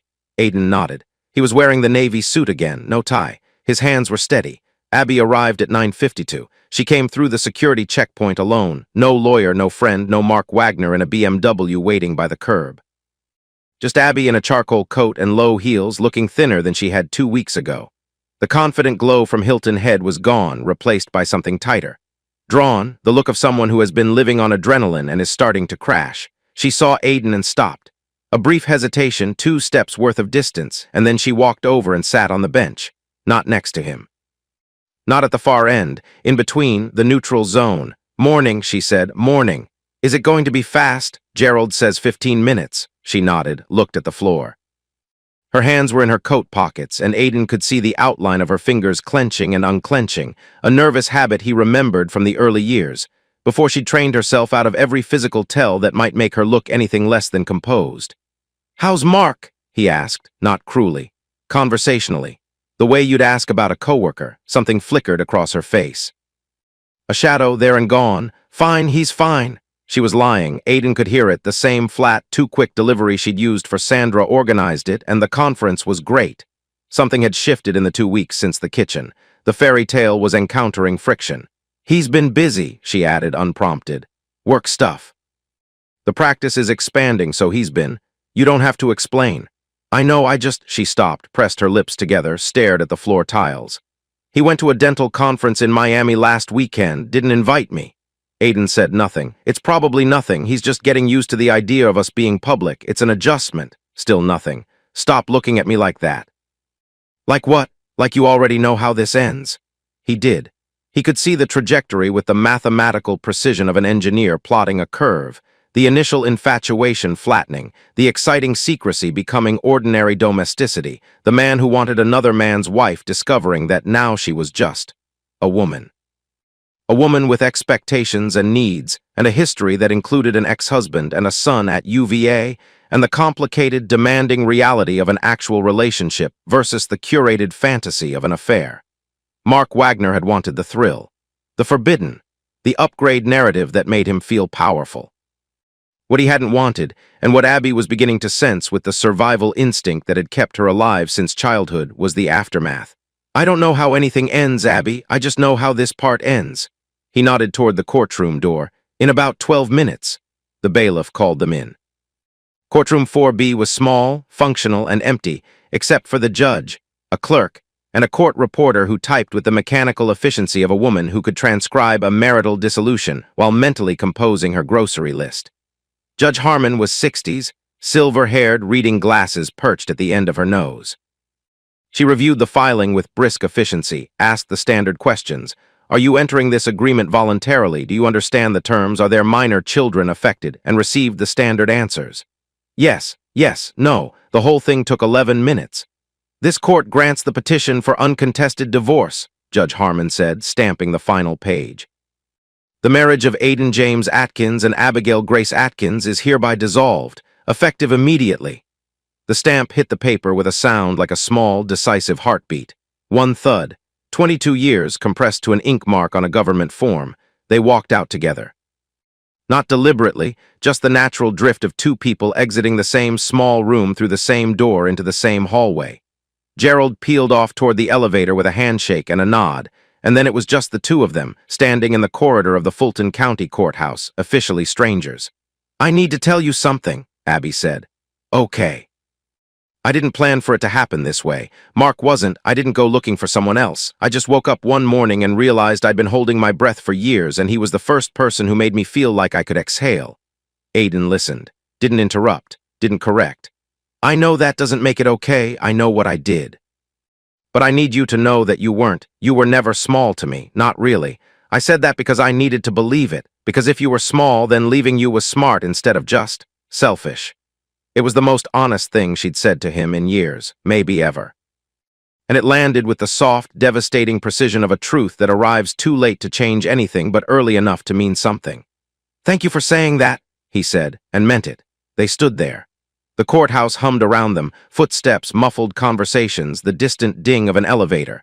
Two people at the end of a very long road looking at each other across the gap. "Can I give you one piece of advice?" he asked. "You're going to whether I say yes or not." "Don't be the trade-in, Abby," she frowned. "What does that mean?"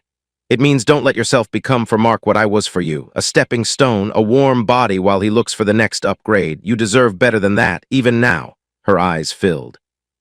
She blinked it away, fast, practiced, the reflex of a woman who had spent a lifetime making sure nobody saw her cry. "You're a better man than I deserved, Aiden." "Probably," he said, and smiled, a real one. She laughed, wet, broken, genuine, the first authentic sound he'd heard from her in months. "Goodbye, Aiden." "Goodbye, Abby." She turned and walked toward the elevator. Her heels clicked on the courthouse floor, sharp, measured, getting fainter. She didn't look back. Aiden stood in the corridor and watched her go. The last time. The very last time he would watch Abigail Grace Atkins walk away from him. And he felt it all, the grief and the relief and the strange, quiet freedom of a man who has finally set down something heavy and felt his spine straighten for the first time in years. He checked his phone. One message from Gerald, filed and recorded. "Congratulations." One from Maggie. "How do you feel?" He thought about it, really thought. Then typed, taller. He pocketed the phone. Walked out of the courthouse into the December morning, where the air was cold and clean, and the sun was doing its best against a pale winter sky. and somewhere across town, a mahogany bar was waiting for him. Sturdy enough for anything, and a woman with green eyes and mechanic's hands was pouring 2 glasses of something warm, and the future, unscripted, imperfect, and entirely his, was just beginning. Tomorrow was Thursday. Tomorrow, $65 million would change hands, but Abby didn't know that, and by the time she found out, it would be far, far too late. Thursday morning, December 4th. 9:17 a.m.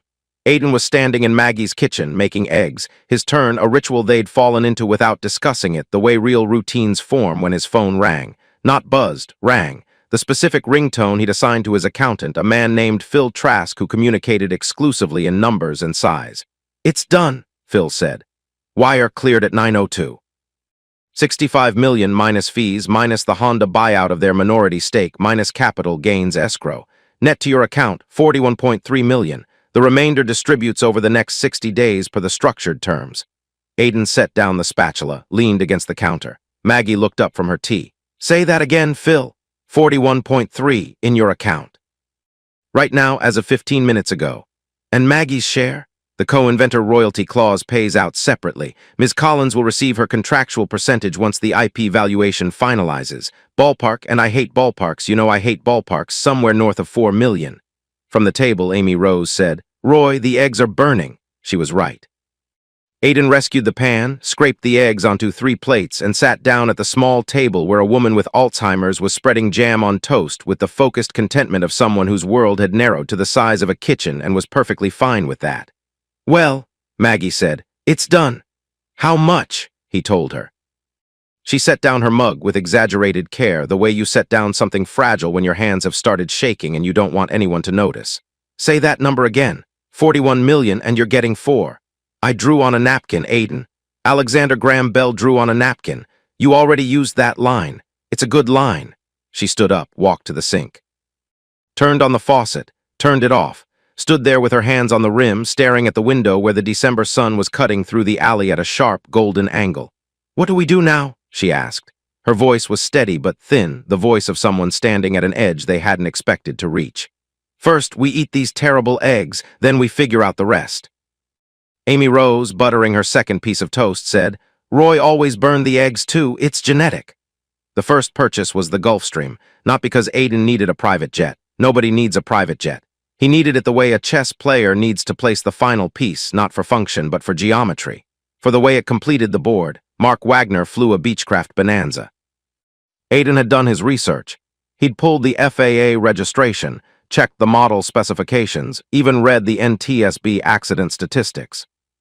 The Bonanza was a single-engine, 4-seat propeller plane with a reputation so lethal among aviation circles that pilots called it the doctor killer. Because it was fast enough to be seductive, complex enough to be dangerous, and popular among wealthy professionals who had more confidence than flight hours. Mark loved that plane. It was all over his social media, sunset photos from the cockpit, captions about freedom above the clouds, the performative masculinity of a man who needed altitude to feel tall. The Gulfstream G3 was a different animal entirely. Twin-engine, intercontinental range, 14 passengers, a cabin you could stand up in, and a price tag that made the Bonanza look like a paper airplane. Aiden found one through a broker in Savannah, a 1998 model, well-maintained, fresh interior, previously owned by a hedge fund that had gone under during the last recession. He bought it for $6.2 million. Hired a pilot named Hank Reeves, a retired Air Force major with 30 years of flight time and the calm demeanor of a man who had once landed a C-130 on a dirt strip in a sandstorm and considered it a Tuesday. "You bought a jet," Maggie said when he told her. They were at Deborah's place after hours, sitting on the same stools where the napkin had been born. "I bought a jet." "Why?" "Because her boyfriend has a plane the size of a golf cart and I want to park next to it." Maggie stared at him. Then she laughed, the full body-shaking, unplanned laugh that he'd fallen in love with before he'd fallen in love with anything else about her. "You're petty. I'm an engineer who understands scale. You're petty. Both things can be true." The second purchase was Christmas. Aiden booked a house in Key West for the last week of December, a yellow cottage 2 blocks from the water with a wraparound porch and ceiling fans and the smell of salt and bougainvillea drifting through the open windows. He brought Maggie. He brought Amy Rose. He brought Roy's guitar. Amy Rose had a good week. That was the thing about Alzheimer's. It didn't follow a schedule. Some weeks the fog was thick and total, and other weeks it thinned, and the person underneath emerged like sun through overcast, temporary but real. In Key West, Amy Rose had sun. She sat on the porch every morning with her tea and watched the roosters strut across the yard, and she laughed at them with the pure, uncomplicated delight of someone for whom every rooster was the first rooster. She ate key lime pie and said it was too sour, and then ate 3 more slices. She walked on the beach with Maggie, their shoes in their hands, the water washing over their ankles, and she called her daughter by her right name every single day. On Christmas Eve, Aiden played Blackbird on the porch while the sun went down. Amy Rose hummed along. Maggie sat on the steps with a glass of wine, her face turned toward the fading light, and she didn't say anything, and she didn't need to, because the silence between them had become a language of its own, warm, fluent, and requiring no translation. "This is the best Christmas I've ever had," Amy Rose said, unprompted, as the last note faded. "Don't tell Roy." Maggie took her mother's hand. Held it, Aiden kept playing. January.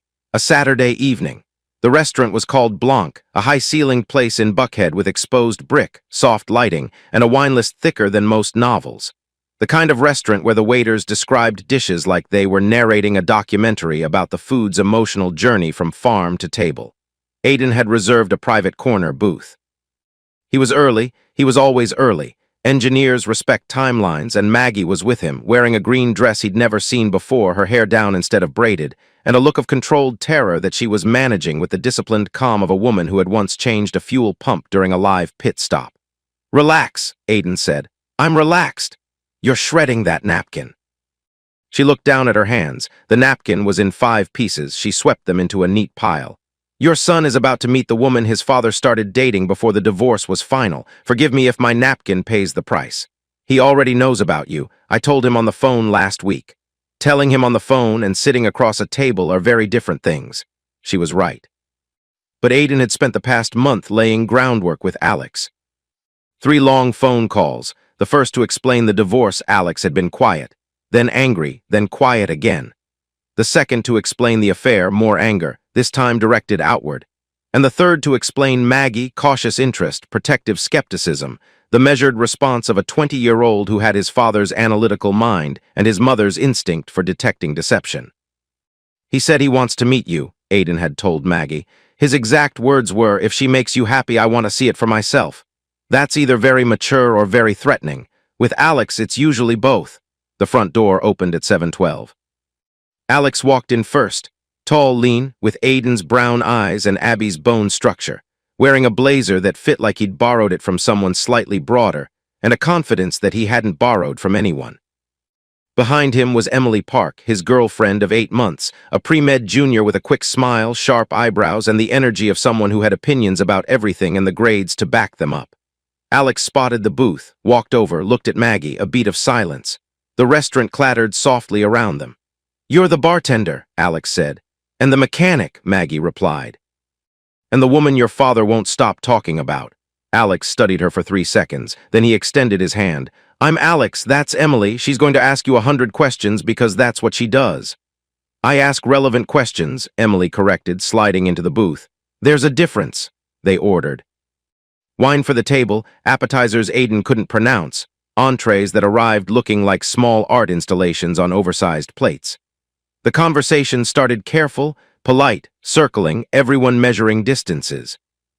Emily broke the ice by asking Maggie about her pit crew work, and within 5 minutes they were deep in a discussion about torque specifications that left Aiden and Alex sitting in confused, contented silence. "She knows more about engines than you do," Alex said to his father, sounding impressed despite himself. "Significantly more.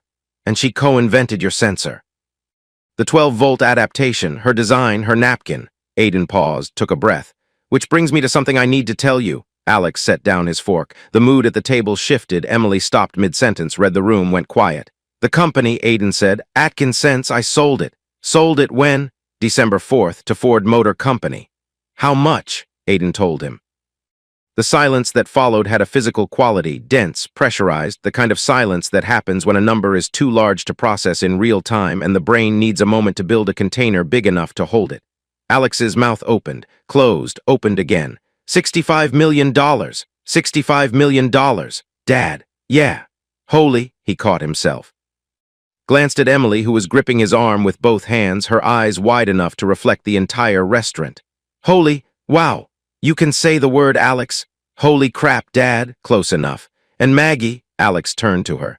The skepticism from 20 minutes ago was gone, replaced by something warmer, recalculation. The recognition that the woman sitting across from him wasn't just his father's girlfriend. She was the person whose sketch on a bar napkin had created the technology that made all of this possible. You designed it. I suggested a circuit modification. Your father built the company. She's being modest, Aiden said, which is the only thing about her that drives me crazy. Maggie kicked him under the table. He didn't flinch. So what happens now? Alex asked. The house, does Mom know? Your mother signed the divorce papers before the deal closed. Legally, the sale happened after the marriage ended. Alex processed this. Aiden watched his son's face cycle through the stages, confusion, comprehension, and then a slow, reluctant awe at the architecture of what his father had done. You planned it. I protected what was mine and what was Maggie's. Emily, who had been silent for exactly as long as she was capable of being silent, leaned forward. So your ex-wife has no idea? Not yet. When will she find out? Aiden took a sip of wine. We're getting married in Vale next month. I understand your mother and Mark are frequent visitors to that area. The table went quiet again. Alex looked at Aiden, looked at Maggie, looked at Emily, who was looking back at him with the specific expression of someone connecting dots at high speed and enjoying the picture that was forming. Vale, Alex said. Vale. You're doing this on purpose. I'm getting married in a beautiful place with the people I love. If other people happen to be at the airport when we arrive, that's coincidence. Dad, yes, that's the most ruthless thing I've ever heard, and I'm incredibly proud of you. Emily raised her glass to the napkin. They all drank. Maggie's eyes were bright. Alex was shaking his head and grinning. And Aiden sat in the booth with his son and his future wife and the young woman who would become his daughter-in-law, and he felt something he hadn't felt in longer than he could measure. He felt like a father again. February. Vale Eagle County Airport, 10:14 a.m. The sky was the kind of blue that only exists at altitude, deep, saturated, almost aggressive in its clarity.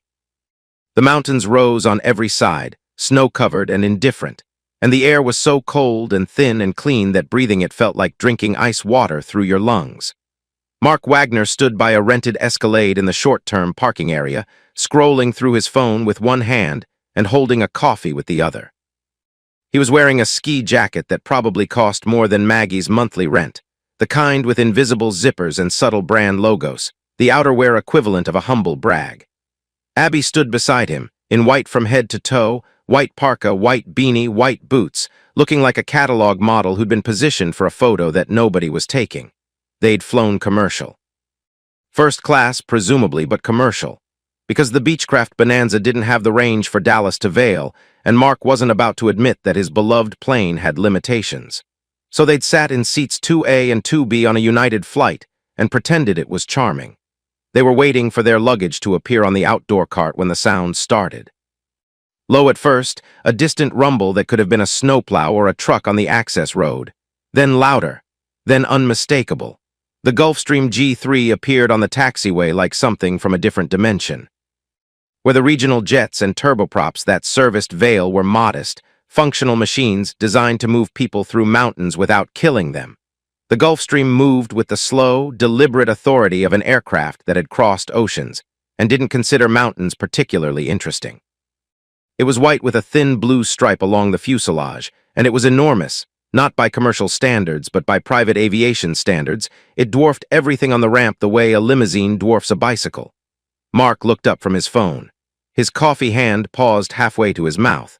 The Gulfstream taxied to the private terminal, 50 yards from where Mark and Abby stood. The engines wound down. The door opened, and the built-in stairs extended. Not a rickety folding staircase, but an integrated hydraulic set of steps that lowered with the smooth precision of an engineering team that had spent significant resources making sure rich people didn't have to climb anything undignified. Hank Reeves appeared in the doorway first, aviator sunglasses, leather jacket, the unhurried posture of a man who had been putting planes on the ground since before most of the people watching were born. Then Aiden stepped out. He was wearing a dark coat, no hat, and he paused at the top of the stairs the way people pause when the cold air hits them and the view demands a moment of acknowledgement. He wasn't posing. He didn't need to. The jet was doing the posing for him. Maggie appeared behind him, green scarf, red hair loose against the white mountains, her hand finding his as they descended the stairs together. Then Alex and Emily, bundled and grinning, Emily's phone already out because she was 22 and nothing existed until it was photographed. They reached the bottom of the stairs. A ground crew member approached with a luggage cart. Hank began the post-flight walk-around. Everything orderly, everything calm, everything operating at the frequency of people whose logistics had been handled by professionals. That's when Emily saw them. She recognized Abby from the photos Alex had shown her, the family pictures from before and the more recent ones from social media. She nudged Alex. Alex looked. His face went through a quick private calculation, and then he leaned toward Emily and said something that Aiden didn't hear. Emily nodded, smiled, and began walking toward the Escalade with the bright, open energy of a young woman who was about to commit the most devastating act of casual small talk in the history of Vail, Colorado. "Oh my gosh, Abby. Hi, I'm Emily, Alex's girlfriend." She extended her hand with the beaming confidence of someone who had no idea, or a very precise idea, of the bomb she was carrying. "We finally meet." Abby took her hand, confused but reflexively polite. "Emily, hi, I didn't know Alex was. He's here for the wedding. Well, we all are. Aiden and Maggie are getting married this weekend. It's going to be gorgeous. They rented this lodge up on the mountain and—" "Married," the word hit Abby like a slap.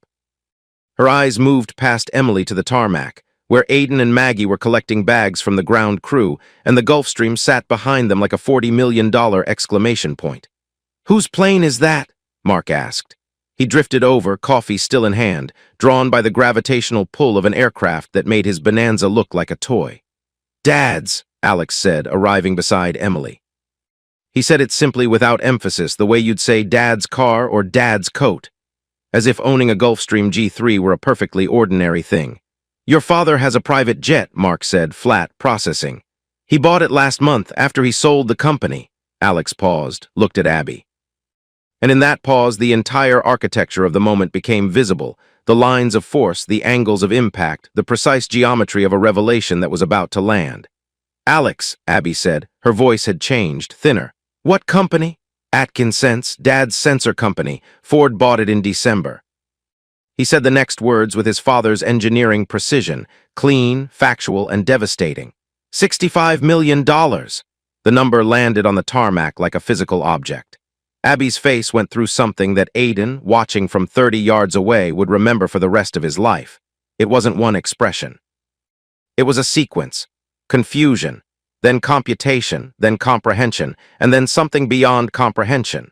Something that didn't have a name because it was the specific emotion of realizing that you signed away $32 million on a Tuesday afternoon because you were too busy planning your next life to notice the fortune in the one you were leaving. Mark's coffee hand dropped to his side. The cup tilted.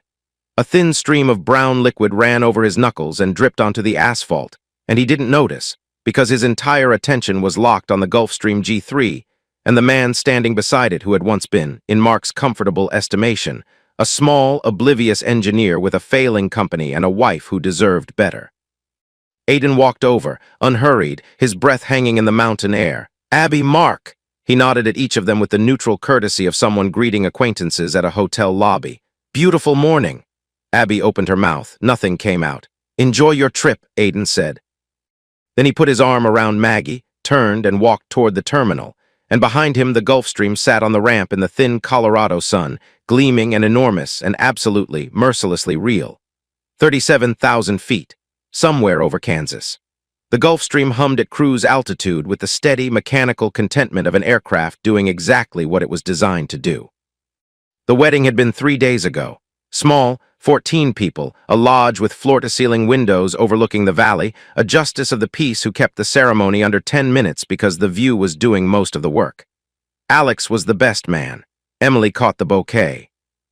Amy Rose sat in the front row in a new lavender cardigan and called Aiden Roy during the vows, and nobody corrected her, and it didn't matter.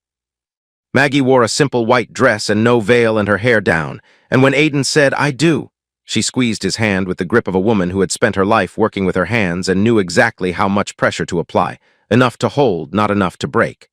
Now they were flying home. Amy Rose was asleep in one of the cabin seats, wrapped in a blanket, her breathing slow and even. Maggie was across the aisle, reading a mechanics magazine with the same focus she'd once applied to bar napkins and circuit diagrams. Alex and Emily had flown commercial back to Virginia that morning. "We're not jet people yet, Dad," Alex had said, which Aiden respected. The phone rang at 2:14 p.m. Central Time. The caller ID said ABBY. Aiden looked at the phone, looked at Maggie.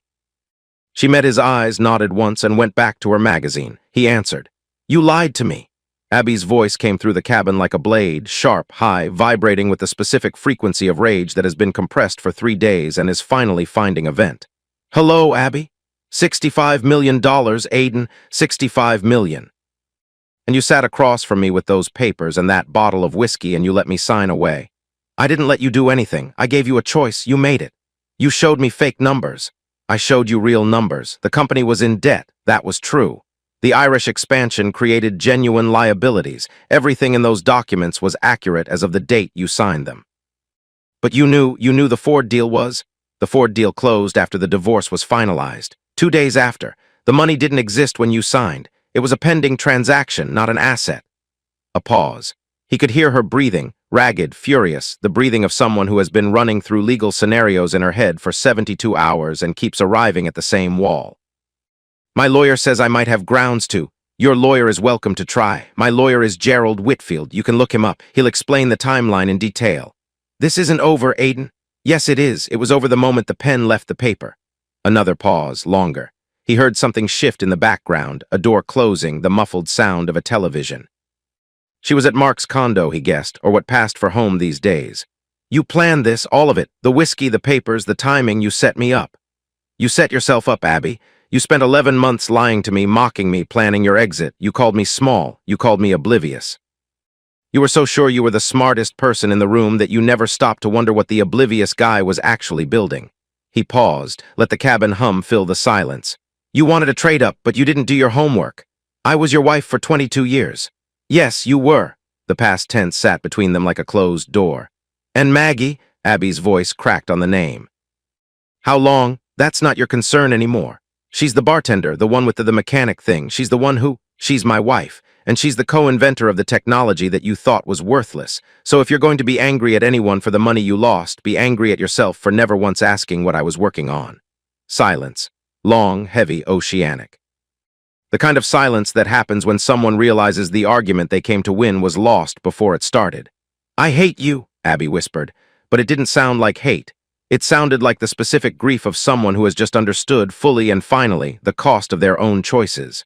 "No, you don't," Aiden said. "You hate that I was paying attention when you thought I wasn't."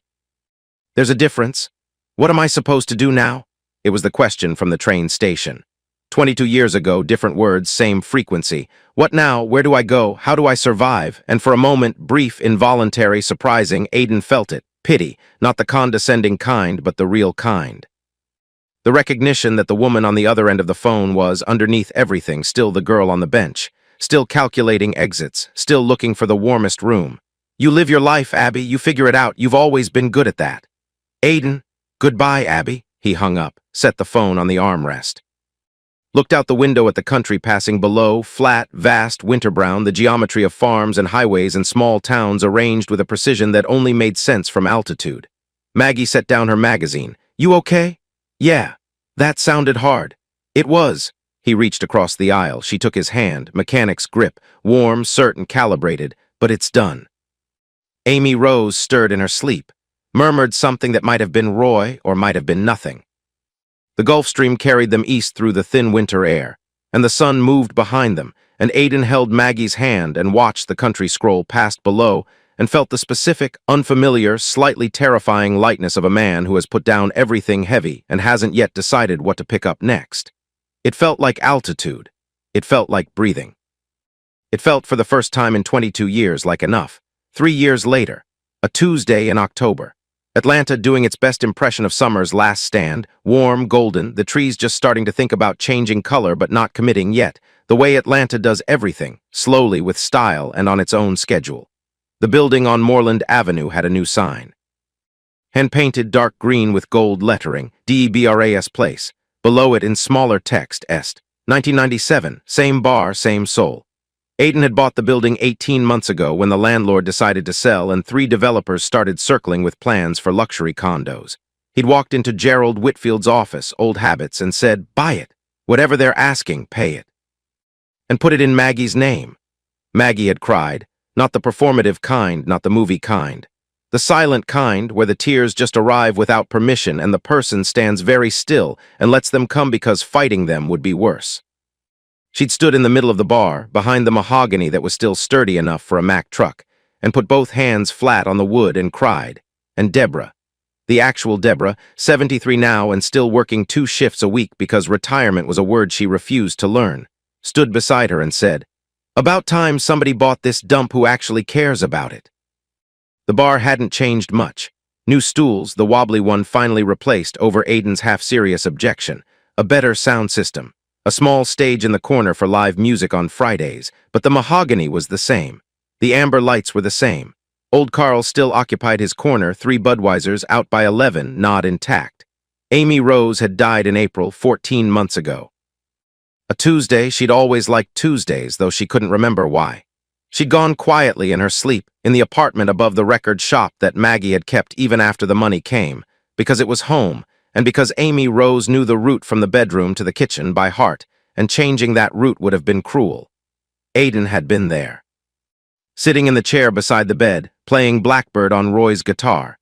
Softly, just the picking, no singing, because Amy Rose had always preferred the guitar to the voice. She'd stopped humming along sometime after midnight, and her breathing had slowed, and Aiden had kept playing because stopping felt like letting go, and he wasn't ready to let go. And when Maggie came in at 2 a.m. and put her hand on his shoulder, he'd looked up and known. "She's gone," Maggie had said, not a question. "She's with Roy." They'd sat together until morning. The guitar on the bed between them. The apartment quiet in the way that only an apartment that has just lost someone can be quiet, not empty, but listening, as if the walls were waiting for a voice that wouldn't come back. They'd named their daughter Deborah Rose. Born in August, 7 pounds 4 ounces, a full head of dark red hair and a cry that could strip paint. She was 14 months old now, and she had Maggie's green eyes and Aiden's stubbornness, and a fascination with anything mechanical that manifested as a relentless drive to disassemble every toy she was given. "She gets that from you," Aiden told Maggie. "She gets that from curiosity. I get the blame." On this Tuesday in October, Aiden was running errands. Mundane ones, dry cleaning, a hardware store run for shelf brackets, a stop at the coffee shop on Highland for the oat milk latte that Maggie pretended she didn't like but drank every time he brought one home. The coffee shop was a Starbucks. He didn't love Starbucks, but it was on the way, and the line was short, and the barista was fast, and sometimes convenience won over principles.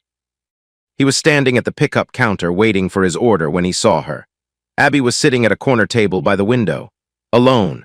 A laptop open in front of her, a coffee beside it, and a phone face down on the table. Face down, he noticed, the way it used to be face down when she had something to hide.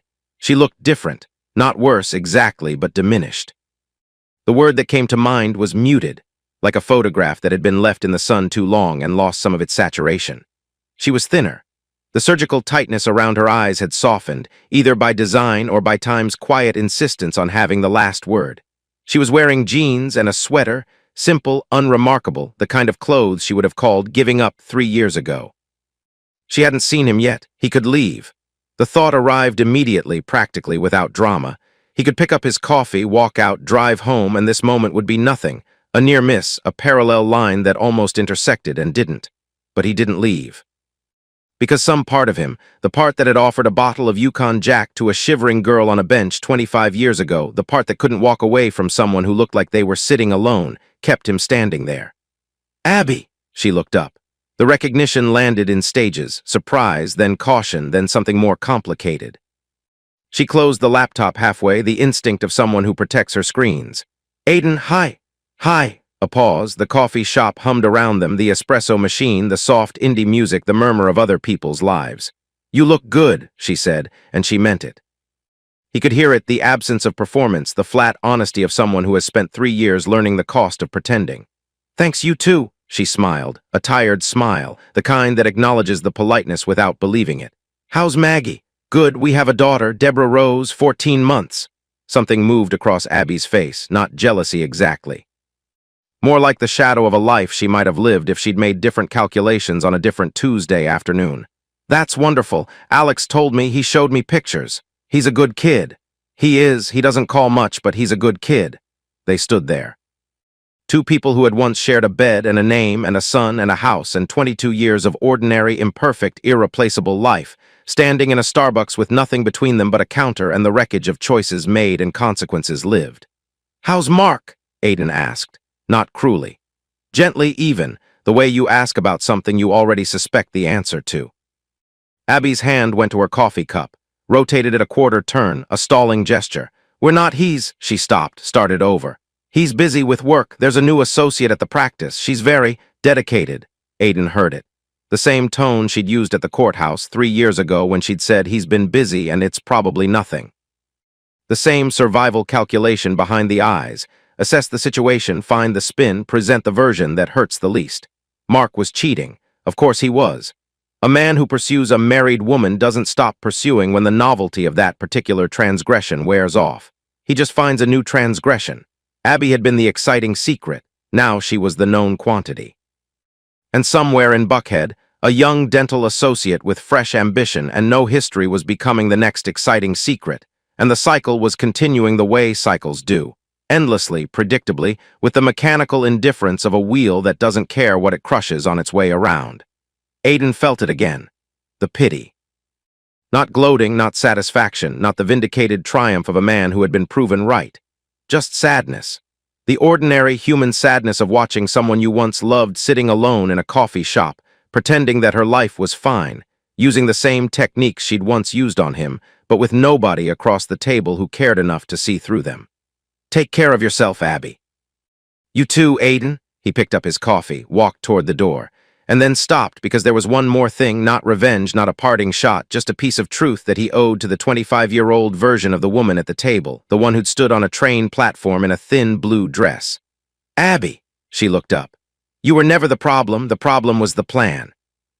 You spent so long trying to trade up that you forgot to check what you were holding." She held his gaze. Her eyes were wet, but she didn't blink. The old Abby would have looked away. This one didn't. "I know," she said quietly. "I figured that out about 2 years too late." He nodded, pushed through the door. The October sun hit his face, warm, golden, carrying the smell of leaves and coffee and the particular sweetness of an Atlanta autumn that's trying its best. He checked his watch. 2:47. Deborah Rose would be waking up from her nap soon. Maggie would be at the bar, doing inventory, counting bottles with the efficiency of a woman who ran numbers the way she ran engines. Fast, accurate, and with an attention to detail that still surprised him. He needed to get the shelf brackets installed before dinner. He needed to stop at the store for the diapers they were always running out of. He needed to call Alex, who was starting his first job at an engineering firm in Richmond and had questions about negotiating his salary that made Aiden proud in ways he couldn't articulate. Ordinary things, the machinery of a life that worked. He got in the car, set the coffee in the cup holder, started the engine. The radio came on. David Bowie, because the universe occasionally had a sense of humor. Changes. The piano riff spilling from the speakers like an old friend walking through the door. He pulled out of the parking lot and drove south on Highland, past the coffee shop where a woman sat alone with a cooling latte and a phone face down, past the record shop and the alley entrance and the apartment where a lavender cardigan still hung in the closet because Maggie couldn't bring herself to move it. Past the bar with the hand-painted sign and the mahogany that held steady, past the streets and the trees and the houses of a city that kept building itself forward. And the sun was on his face, warm and persistent, and the road ahead was clear. And the music played, and Aiden Atkins, engineer, father, husband, builder of things that worked, drove home. 25 years ago, he'd sat on a frozen bench in a train station and offered a shivering stranger a bottle of cheap whiskey because it was cold out and he had room. He still had room. He'd always had room. The difference was that now, finally, the room was full of the right people. The sun stayed on his face all the way home.